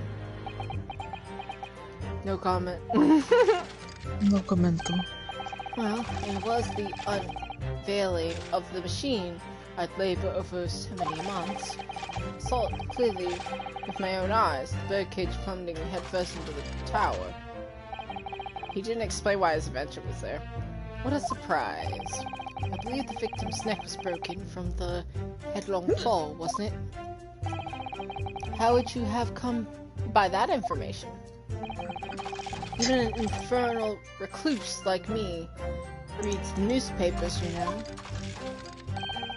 According to the reports, 2 injuries were apparent on the victim's body.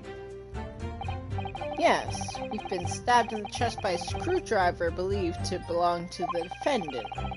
And he was a broken vertebrae as a result of a fall from a considerable height. Funny how we're dealing with another suspect that had a broken neck. Oh, interesting. Does that ring a few bells, Van Zieks? Right. My learned friend has been doing his research, it seems. And if you think about it, Van Zieks' brother also technically died of a broken neck, if you consider the fact that a dog ripped his throat out, you know? Anyway. But we know which injury was the fatal one. Sadly not. What do you mean you don't know which one was the fatal one? It was weird, okay? Forensic science is not yet at a level where such things can be determined. Oh my god. What we do know is that the victim died having sustained both injuries at some point during the experiment. It literally said... Hold on, Van Zeke. Shut up. It says the cause of death was a hemorrhage wound to the chest that pierced the heart, inflicted by a sharp implement. You silly. Did you read the autopsy report? No. He didn't. He had his apprentice read it to him. Okay, he read it wrong. Let's take the mask off. Words wrong. I can't see. What does this word say? Yeah. What word? No, it was me pretending to be the apprentice. Okay. Dang, you crunch. You launching. I read that, by the way. BT dubs. BT dubs. And since he was found, BTS, big time slush. And since he was found in the birdcage with his neck broken. Dang. At least I should have made myself a little potion. I still can, assuming you want to read all the dialogue. Are you good? Your Honor, she's acting so silly. It's obvious that he fell from a considerable height. I suppose that's hard to deny. I don't know what I'm doing, by the way. What I mean, I can help you if you so need to. I can tell you, like, this is what you need to look at least. Do you want me to? Yeah, I can help. Okay. Go to the statement where he's talking about when the birdcage fell. This one right here. This one you gotta mess around with. It's got an inconsistency.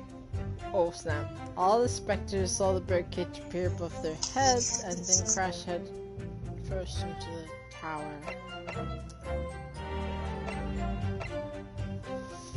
It's got an inconsistency, it does.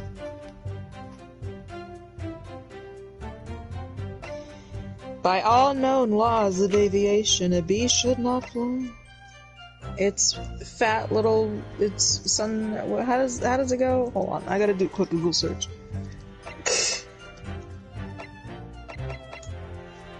No, why are we doing the bee movie? What's up? What? Don't worry about it. Stop! What are you doing?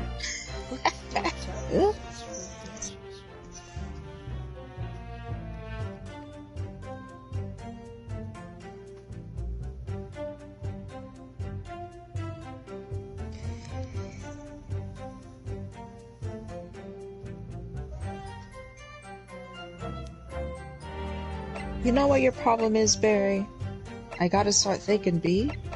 How much longer will this go on? It's been 3 days, why aren't you working? I've got a lot of big life decisions to think about. What life? You have no life, you have no job. You're barely a bee. Would it kill you to make a little honey? Barry, come out, your father's talking to you. Martin, would you talk to him? Barry, I'm talking to you. You coming? Got anything? All set? Go ahead, I'll catch up. Stop! Don't be too I'm trying long. to think here. You're reading the Peach movie script. Vanessa! Stop! Stop. Help me! Help! Help you? What do you mean? I told you this is it. You gotta present something here. Okay, Becky, come here. Look, Here. What's happening? it says that the bird cage crashed head first into the crystal tower. Yes. Oh wait! Hold on. Obviously I can't. No. Hold on. You gotta press the triangle button to present. Yeah, I got you. I was looking at it. I was like, wait, I want to make sure. You've examined the birdcage that crashed into the crystal towers themselves. As you can see, the birdcage, which is a wooden construction, has sustained damage at one particular spot. Following the explosion, it fell some 30 feet into the glass of the crystal tower. Does Does Van Zieks, he poured his glass by itself, right? The apprentice just... Oh, shit. I'm messing up. Hold on. Does he does pour his glass by himself, I think. He pours his glass, but the apprentice just kind of knocked the cork off. Okay. Yes, he took the cork out. Because if you see every other trial before the apprentice, Van Zieks is already uncorked. We just needed to have his apprentice do it because I guess he forgot to do it at home. He pulled out his sword for that. He did. Making a wake. Okay.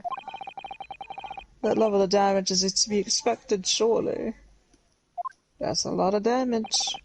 I agree. The damage itself is entirely understandable, but doesn't make sense. It's the location of that damage. All the breakages in the wood are at the base of the breakage, not the top. What are you saying? What's this? The opposite of where they should be.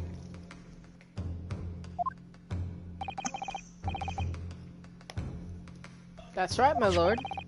The birdcage that was at the scene of is damaged at its base. So we have reports of the birdcage falling headlong into the crystal tower, yet the damage is at the bottom. Yeah, he felt on, like, fall. The only way to reconcile that two facts is to accept that there are two bird cages in play that day, which were at some point switched during what wasn't a scientific experiment at all, but an elaborate piece of stage trickery. Yeah. Master Apprentice, look at me, I'm pointing at you. He probably is just looking straight at Renosuke the whole time. Oh, gracious. Yeah, he's just like staring. He's like, what? Well. If we examine the facts, there's only one logical conclusion we can draw. The damage on the base of the birdcage clearly indicates that it crashed tailfirst into the tower. No, look at the freaking photo. No, I'm sorry, look at the birdcage that I, bring with me. Put multiple witnesses record claim to fall head first. The birdcage materialized in the sky next to a balloon flying over the stage following a spontaneous explosion. At an altitude of some 60 feet above ground level. Which is approximately 18 meters. It then proceeds to fall some 30 feet into the crystal tower in the ensuing deflagration. Witness reports amid such chaos are notoriously unreliable. You're unreliable. Uh-oh. But the victim's neck was broken. No, it wasn't. I was there. He plummeted 30 feet inside a heavy wooden cage. However he fell, it would be unsurprising to find one or two of his vertebrae crushed. How precious, the ogre has fallen in love with the princess. Preventing scientific analysis of events from the prosecution there.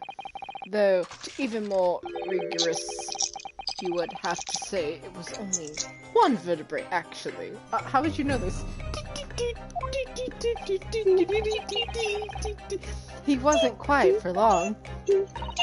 I find it hard to see what's motivating Lord Van Zieks. Miss Van Zieks. This witness is clearly a swindler, and one who deceived a personal friend of his. If you're going to establish this deception, do it right. Sorry? I feel like Who that's said that? the undertone here. I thought he was quoting somebody. Yes, and there are no... There's one more point. The defense appears to be forgotten. It obviously wasn't a trick. A certain truthful, very plainful demonstrates. What? It seems to me that the cross-examination of the barrel will resolve this matter.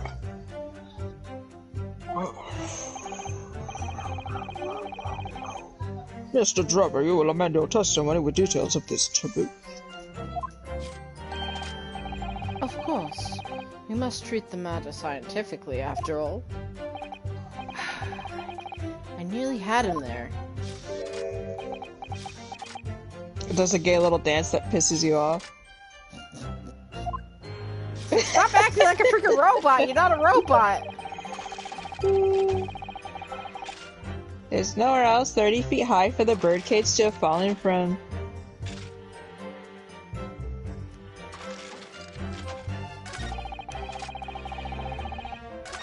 That was the new... That was just the new one. Alright, this one right here. What do you mean? Well, before the demonstration begun, the victim was alive on stage in front of the audience. Yes, there was a lot of witnesses who saw Mr. Ashman on the experimental stage. And the victim's neck broken as a result of an impact following a fall. Logically, therefore, the victim must have fallen from somewhere. My papers, please. Thank you. The balloon that exploded was at an altitude of 60 feet. The point of impact on the tower was 30 feet up. The difference of 30 feet is therefore the total distance the birdcage fell.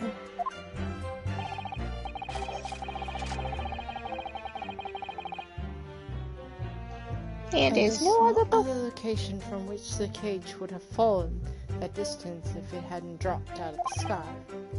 Ergo, the victim himself must have been beamed from the stage into the sky above the Crystal Tower. A trenchant scientific analysis. Dear me, every time I hear it explained, it sounds increasingly slow. Oh yes, it's all very much throughout. Why is this man saying things and it's like all highlighted for like no reason? I think it's because of his voice sick. Some people think he literally like sounds like a robot. Like he's very like how's it called? Like his voice is like very monotonous. He just like emphasizes certain words in his speech. Got you. I'm just like, what? I was like, why is this all highlighted? What's going on? Everything's important. Got you. Got you.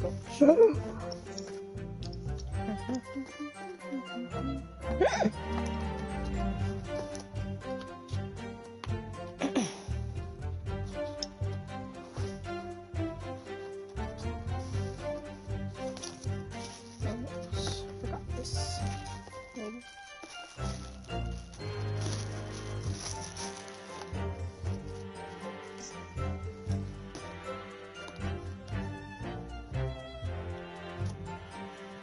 Okay, there we go.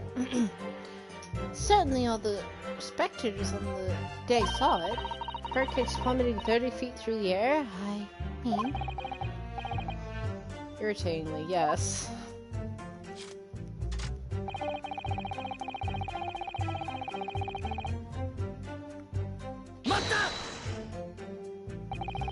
So you understand, they understood the science, did you? Not in the slightest. Oh? Right. As I said a number of times, I'm an engineer. My job is to manufacture according to the blueprints I've given. It would be inviting manifold problems if I foolishly allowed my brain to digest the ideas behind them. I could be accused of stealing those ideas, for example. But how is it possible to construct the machine without really understanding the principles it relies on? What's all this noise? Well, you're practicing law without real understanding the principles it relies on, aren't you? Got him. A very good point. Stand up for yourself, Mr. Naruhodo. You won't do that. The point is, the experiment resulted in instantaneous kinesis taking place. As such, the science must be sound.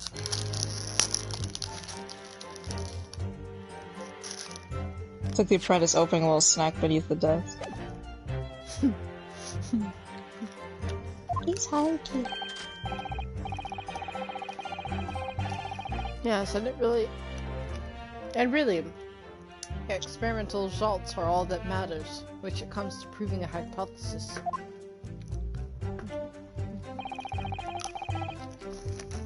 And he's clearly very sure of himself.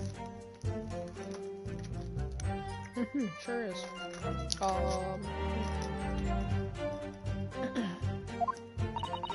What do you think, Mr. Naruhodo? Mr. Naruhodo? Now that the machine has been completely destroyed by Estro's explosion, it's going to be impossible to argue its authenticity one way or another. But if we're unable to establish what it was a piece of staged trickery rather than genuine science, we'll have no grounds in which to demonstrate Professor Harebrain's innocence. Both Mr. Osman and the stand tricked the prosecutor and used him. The professor, not the prosecutor. My God. Yeah. It took advantage of his naivety and his unbending belief in his work, and I won't let them get away with it. And seeing as the professor is an old friend of Lord Van Zeek's, what on earth must he be feeling towards Trevor?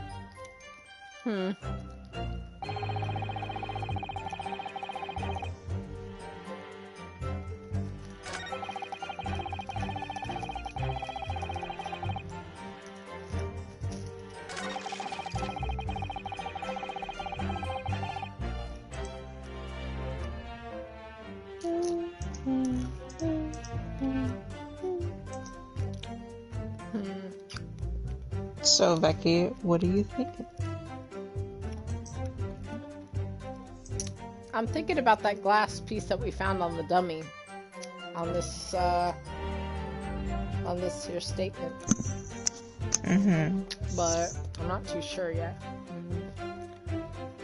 Because he's talking about body double. What about that new statement you got? The new statement? Yeah. What about that one? The kinesis clearly took place because there's nowhere else to refute high from the birdcage to have fallen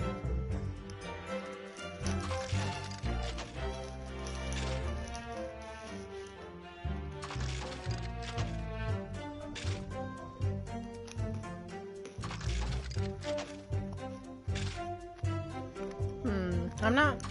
This code statement like confuses my brain. What's wrong with it?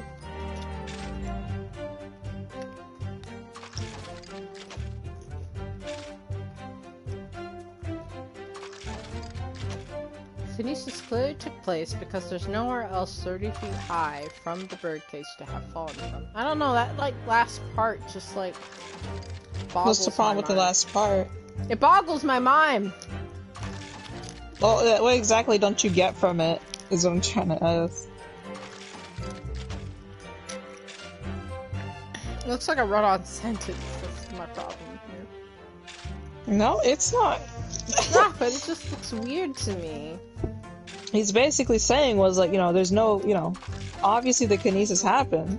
Yes, that part. Since the birdcage fell 30 feet, but there's literally nowhere else that could have happened. He's claiming that there's literally no other location that would cause the birdcage to fall 30 feet. So it had no choice but to happen. You see? Okay. Yeah. But I don't know what I would present here. You don't know? It do go down, It do go down. It do go down. Oh wait, hold on. Maybe the photo.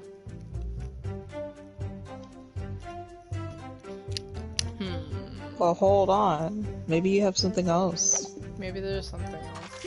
If you're thinking about that photo, maybe there's something else that can help point out your claim that might be 30 feet high, But I wonder what piece of evidence that could be. The photo. This one? I don't know, what do you think? I think so. It looks about, honestly, it does look about the same height, actually. Well, okay. It's just so plain. It's so plain. Damn. My mind, I can't. Oh boy. Well, this will have to be my last. yeah, see, Ryunosuke is like breathing in the sprite. He doesn't breathe anywhere else. He's literally breathing here. It's weird, isn't it? Is he? Hold on. Yeah, look at him. He's like breathing. It's like the way his body moves. He is breathing. Oh, he is. It's like his shoulder moves. Hold on. Oh, he is. Wow. This is a diagram of the experimentation stage and its surroundings.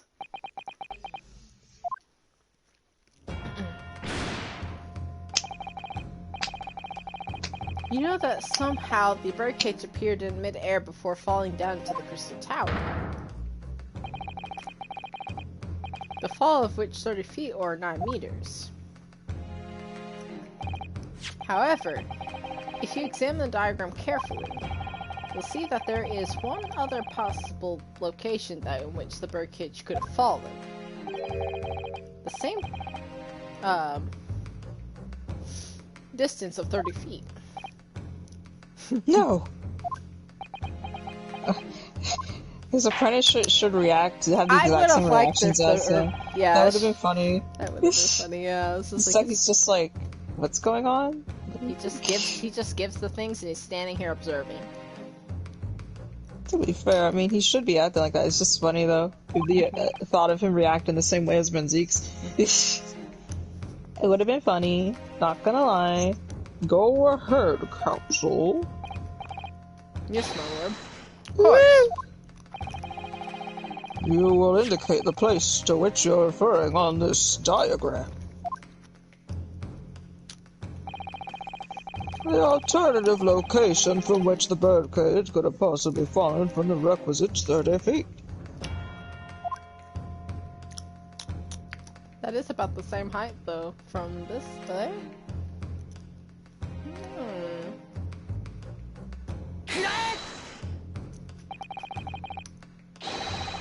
If it had fallen from here, the birdcage would have plummeted the same 30 feet distance. That's too bad. That's my learned friend's claim, I suggest he demonstrates for the court. Personally. He said end your life. Uh-oh. You may consider this a parting gift, Council. Little too far down, Becky. I know. I was just like, what if I hit here? What if I go higher? I don't know where to force on it. Okay. The judge said do a flip. Hold on, I'm sorry. What? Oh my god. Is it here? Okay, it's there. My god, it's so dumb. Yeah. This I'm referring to is here. But that's where the birdcage would have been to begin with. You're gonna ask me to present evidence of, like, why do you claim that? Why do you claim that? Which is exactly the point, my lord. Yes, the birdcage was in the machine on the stage. But what we must also consider is the length of the stage itself. Go on, Council. It turns out that the experimentation stage was built as a considerable height above ground level. If you look at the diagram, in fact, you'll see it's about the same height above the ground as the balloon was above the crash site.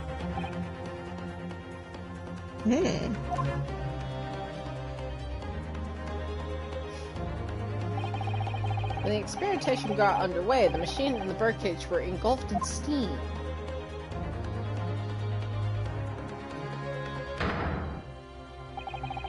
At the moment, the floor of the stage gave way, and if you assume there is a void underneath. This birdcage, and though only seen by the audience, would have fallen almost exactly the same distance. Wig. Okay, I'm just gonna say, since there was like a metal head stuck inside a balloon, I believe that there was a birdcage stuck inside a balloon at one point. Oh yeah? That's kind of crazy. I don't know. I was just like, how is that in there floating around? But anyway, yes, baby. once again, my lord, this is all points to the fact that was not only one birdcage, but 2. Objection! My learned friend has no evidence, and the stage had such a contrivance in its design. Someone is responsible for the criminal destruction of the kinesis machine itself, it's true. However, the stage still stands. And take a moment to look at the photographic print of the scene following yesterday's explosion. You shouldn't have gave me this photographic print in the first place. Alright, he was like, here, take this picture. Good lord, a metal ground that far on the floor, the machine is undone. Yes, most likely blown open by the force of the explosion that destroyed the rest of the machine. The defense calls for the space between the stage to be investigated immediately. No, it would not be. Hey, Master Apprentice, how do you feel about that? Empty. Oh, Head hurts. Mr. Drebber. It was you who built the kinesis machine, which means that it was you who built the 2 bird cages that were used to carry out this deception.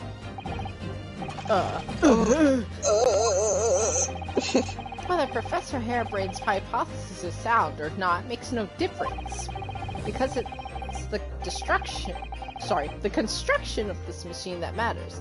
A machine designed to take Mr. Osmond's life. And lay the blame firmly in the professor's door. Something that could only have been carried out by you, Mr. Enoch Drebber. Oh, uh-oh. He's mad now.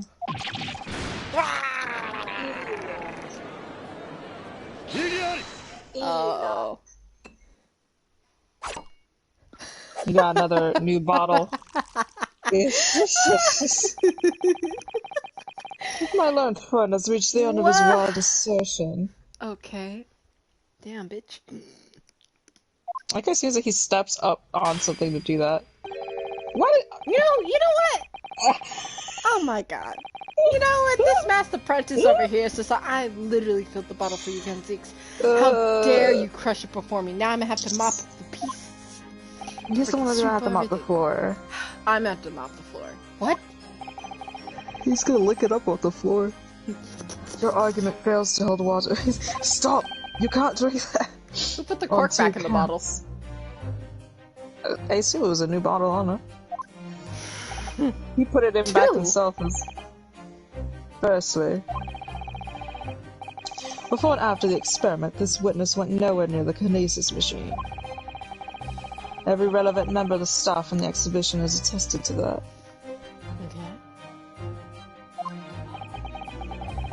And I believe members of the Scotland Yard have also been on watch duty every public experiment.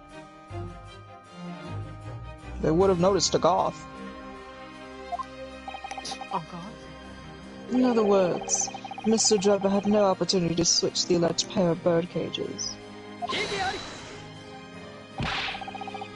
But I've already explained why he wouldn't have needed to. This nonsense of the crossbow that doesn't bolster your case at all. The man who had disappeared from the stage and the man who crashed into the tower are one and the same.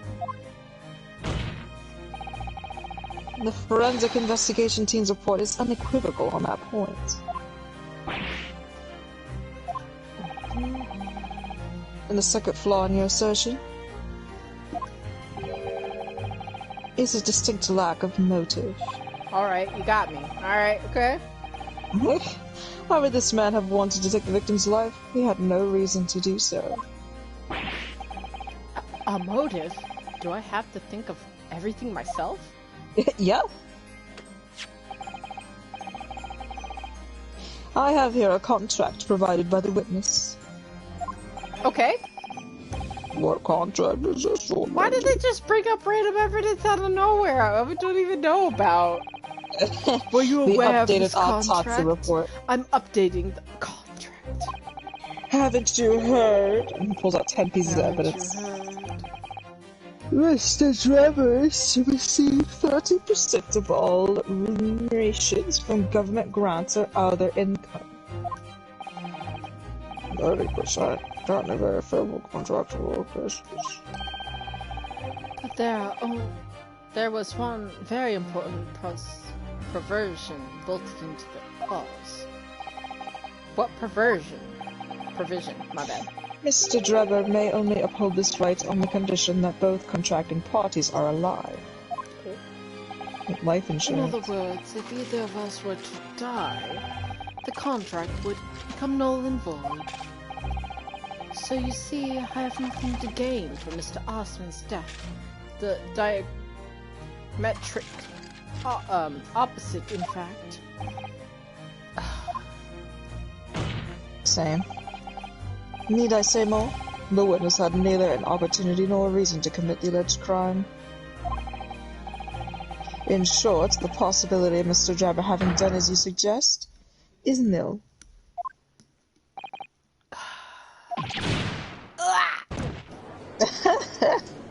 Oh, that does a gay little dance that pisses me off.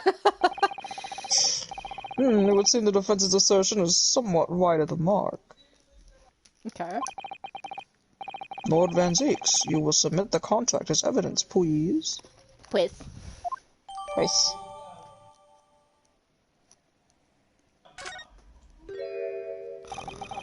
It's true. Ryanovka in shambles. Drebber has no opportunity to switch the birdcage onto the stage, the one with the crystal tower. He wouldn't have done it, and in any case, I have no idea that his motive might have been. Bleh. There's one aspect of your argument that still holds true, however. There were 2 bird cages. The prosecution is unable to deny that.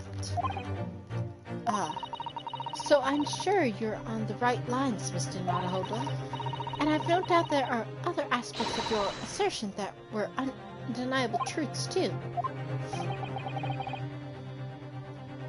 Well, it would seem that the defense has no rejoinder to offer.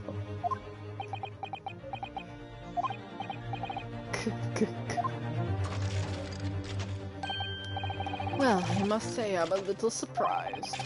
I came here to testify about the machine I built, and instead, my retribution is defiled. But the prosecution's counter has set the record straight, I think.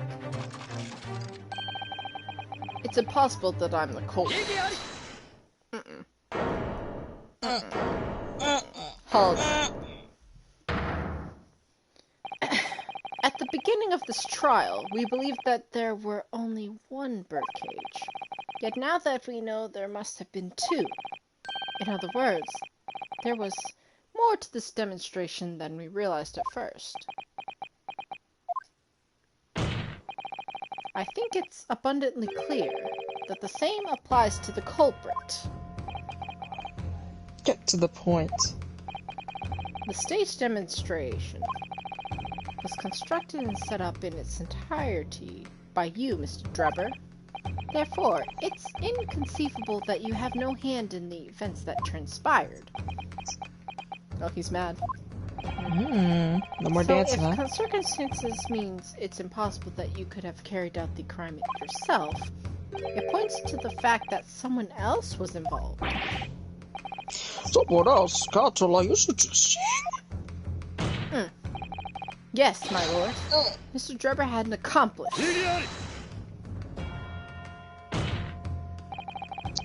An accomplice now? Well, then I presume you're prepared for what's to come? There's like, who is it? I was like, I don't know. You don't know? No? That you're accusing not only this witness, but someone else of the most serious of crimes. If these accusations turn out to be false, then make no mistake. The prosecution will demand an equally serious punishment for your slander. Well, counsel, do you intend to pursue this course and formally accuse another party of involvement in this matter? What do I do here? At the moment, this is a little more than a hunch on my part. I don't know for sure if Drebber had an accomplice or even if he really is the culprit here.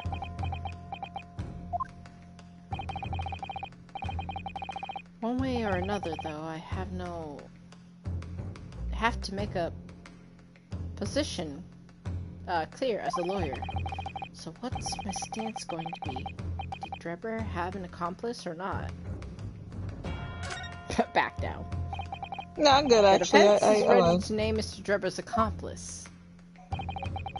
Somehow the two bird cages must have been switched. Everything points to that. Yet according to the coroner's report, there's not a possibility. Slaps. Slap. But that inconsistency itself is a clue. Counsel. My lord? You have recently received a stark warning already if you are nevertheless determined. Then I must now ask you to identify this alleged accomplice by name. So, your answer, please. Who do you claim to have been Mr. Drebber's accomplice? Alright, Becky, what do you think? It pains me to say this. But I think the accomplice might be her. You think it's her? I don't know! But, like, there's been stuff going on in her museum, you know? Mm-hmm. She was hiding things, and we had to, like, deduct it and just be like... Yeah, so it's like, wow, you were getting paid under the table? Hello? But I mean, there was also the fact that she had that ransom money to try to get her wax thing back. True. The wax work that Enoch stole, so... That is true. Wait a minute. There was also this guy in question. He's being really weird. That guy, he's Italian, I told you. Don't worry about it. He's Italian, don't worry about it. He's Italian. He didn't realize there was another balloon in the sky. It was weird. It was weird. I don't know why he didn't realize that, to be honest. Well, okay. See, think about this, right? Okay, I'm thinking. Naturally, Naruhodo is just like the bird cages. There were 2 bird cages. They got switched, right? Mm-hmm. And, like, there's only one person who attested that couldn't have been true. And that person might just be the accomplice. There's one person who is vehemently just like, that's not true. I said, it's not true. I did the work. I'm putting it out. It couldn't have happened. There's no way that there was more than one bird cage or whatever. It couldn't have been switched. And they're probably the accomplice who's able to switch the bird cages and keep it on the DL. Who could that have been? That's the clue. But to be honest, I did think 2 Spells was the accomplice at first, and I was just like, wait a minute. I was like, no, she just wanted her freaking waxworks back. Yeah, when I thought about that, I was just like, she would have put all that work. Also, this did not change, by the way. It did it? I thought it did. It would not change. Damn it. Oh, no. Okay. Well... Look through Naruhodo's dialogue again. You might get a clue. Yeah, there's the blue dialogue there. Somehow the 2 bird cages have been switched. Everything points to that. And according to the coroner's report, that's not a possibility. Is she really the one in accomplice? Are you kidding me? The Goths are at it again. Oh no! I had a feeling. No, before you even told me to look back at Naruhodo, it was just like, the only other person that would know this is the coroner.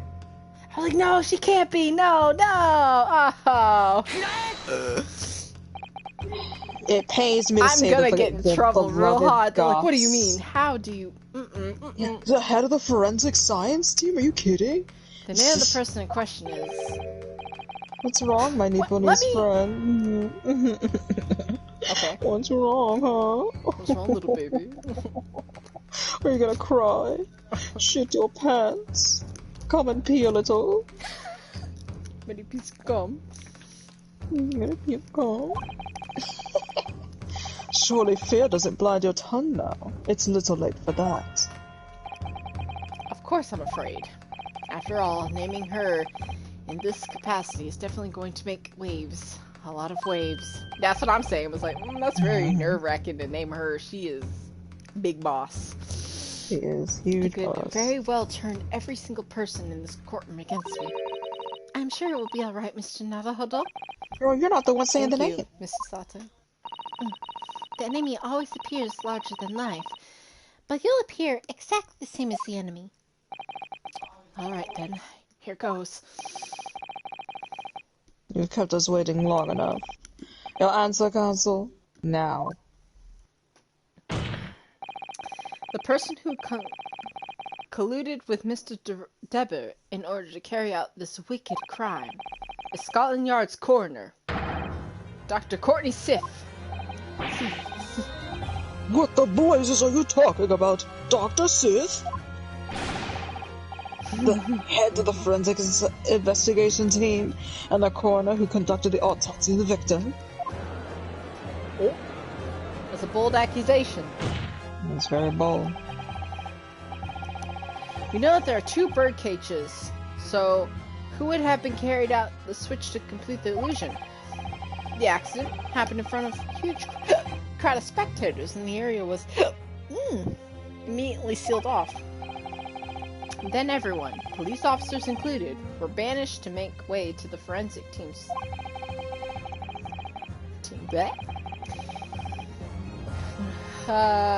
when else could the switch have occurred? It could only have been in the team's presence. It's essential that the court determines exactly what happened following the incident. The defense demands that Dr. Seath be summoned to the witness stand at once to testify. Dr. Seath, ain't that from Voltron? He made purple. I got nerve, lad. Standing up there, dragging the yard saving the night. I didn't mean to. I knew the woman very well. There's no better dead room worker out there. How dare you call her a criminal? My learned friend's imagination appears to be wilder than the East End at night. He's like, what does that mean?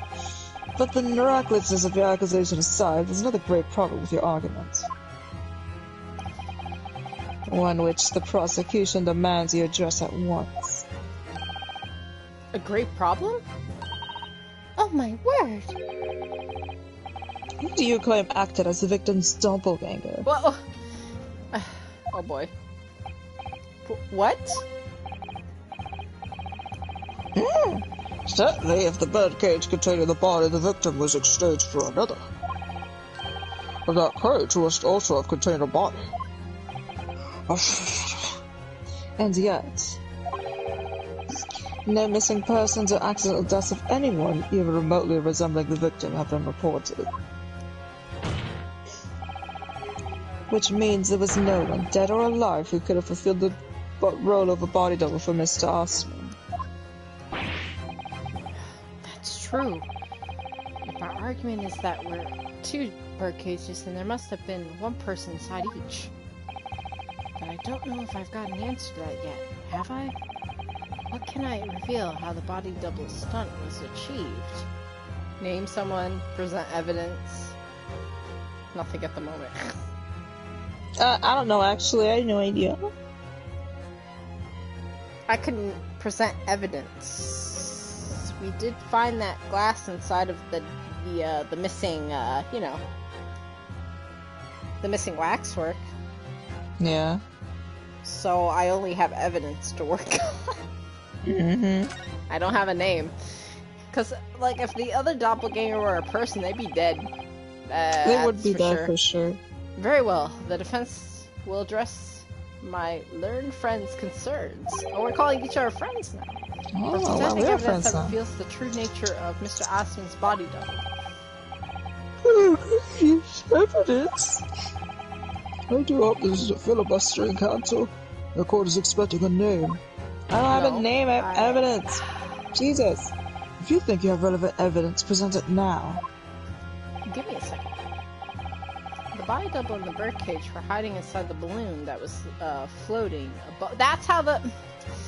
It all makes sense. Yeah. That's how they survived. It wasn't a person, it was a waxwork. They could survive inside the helium. Or the gas. It all come out. Floating above the stage. That would make more sense now. That makes more sense. I'm like, there couldn't have been another body up there. But it could have been, but it's not a real person. Which means that any evidence would have also seen them 6 feet away. So, who was it that appeared out of the explosion some 18 meters above the spectators? Aha! The body double inside the second birdcage was... So let's go all the way down. Yeah. Yeah. And then instead of wrapping around. Listen. The glass is the body double? No.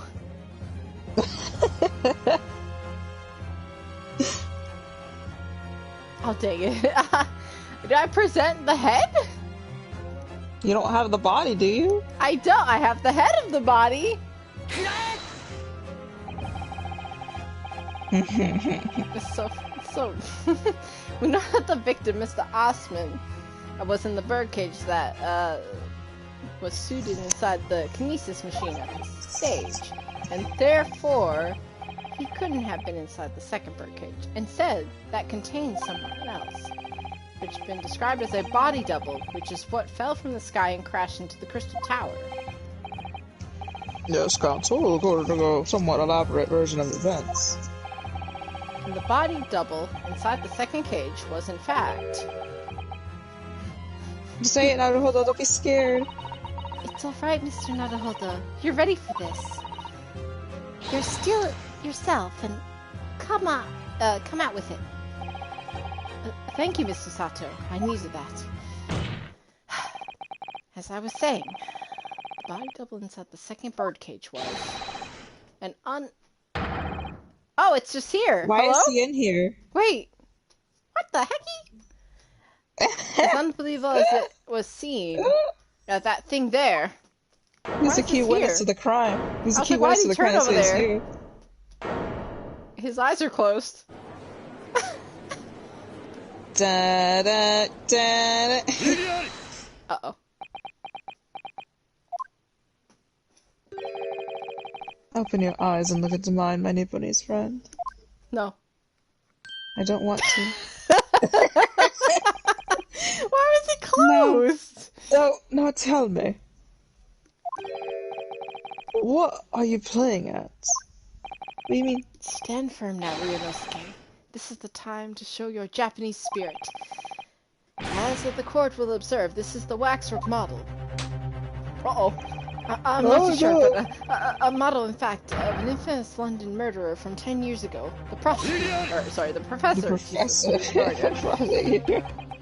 He started by indicting a leader of the forensic investigation team as an accomplice in this crime. And now you've moved on to indicting waxworks? Yes, that's about the size of it. But why? And why this waxwork? It looks nothing like the victim. In fact, it could hardly resemble him less. What possible justification can you give? I don't have one. If you want to know why, figure it out yourself. Trevor. Ask the man right there. Right there. What? I don't know why you're saying what. No. What? Just days before Professor Harebrain performed his public demonstration, Mr. Drebber abducted the model from Maiden Trustfells. Did you say abducted? And 2 days after the incident, at the Great Exhibition, he returned it to the museum. Then the timing. Yes. Is this true, Mr. Drebber?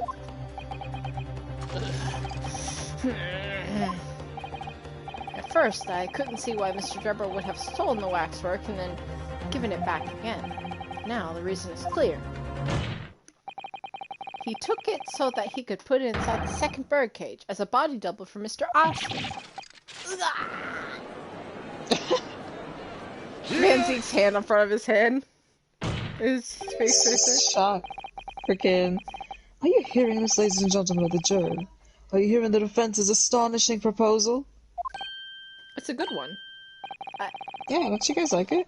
What the witness fabricated this vast machine with the intention of deceiving some wretched scientist. He did so in collusion with the country's finest coroner on a public stage in front of a vast audience. And that, to effect the deception, he used a waxwork model that in no way resembles the victim. It sounds good on paper, Van Zeeks. Are you really to believe this far-fetched tale? What do you decide? Uh-oh. Oh, Wait. Rinosuke. Yes, if you put it like that, of course it sounds implausible. My lord, I need to speak, if you please. Here we go. Go ahead, Mr. Foreman. Myself and my colleagues have reached an agreement. Oh, shit. Very good in that case. Ladies and gentlemen of the jury, you will state your leanings for the court to hear now. Yuzai. Yuzai. Yuzai. Yuzai. Yuzai. Yuzai. Yuzai. Yuzai. Well, She did with her corn. Why is Corn Girl here? What's she to do with this? So, as indicated by the Mr. Foreman, the jury has reached a consensus. Wait, so you're telling me the Master Apprentice gets to see me do my freaking assimilation examination? Mm-hmm. It's gonna be staring him up at that. Oh my god. Help! She's calling somebody. She's summoning. I knew this was going to happen. We shall get through this, Mr. Naruhodo, as we always do. And uncover some new truths amongst the way. I'm quite sure. Yes, I agree. I'm going to have to appeal to the jurors as usual and see if I can persuade them to change their minds. The defense will now embark on the summation examination. Are you and your fellows ready to proceed, Mr. Foreman? Oh yeah, I don't have time for this, but... Well, this is where we'll stop. Yeah. Very well. At least, you know, tomorrow, yes, I can join in with the drinking. So, that should be fun. Thank you for letting me read this dialogue. Very well, in that case, I shall ask you to state clearly for all present to hear the grounds of which each of you has decided that the defendant is guilty of the crime for which he is charged.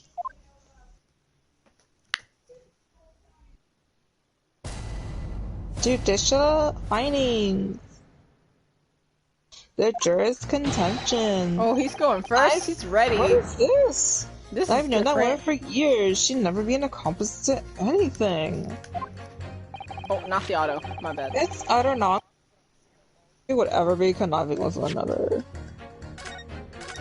You want me to read? That's not...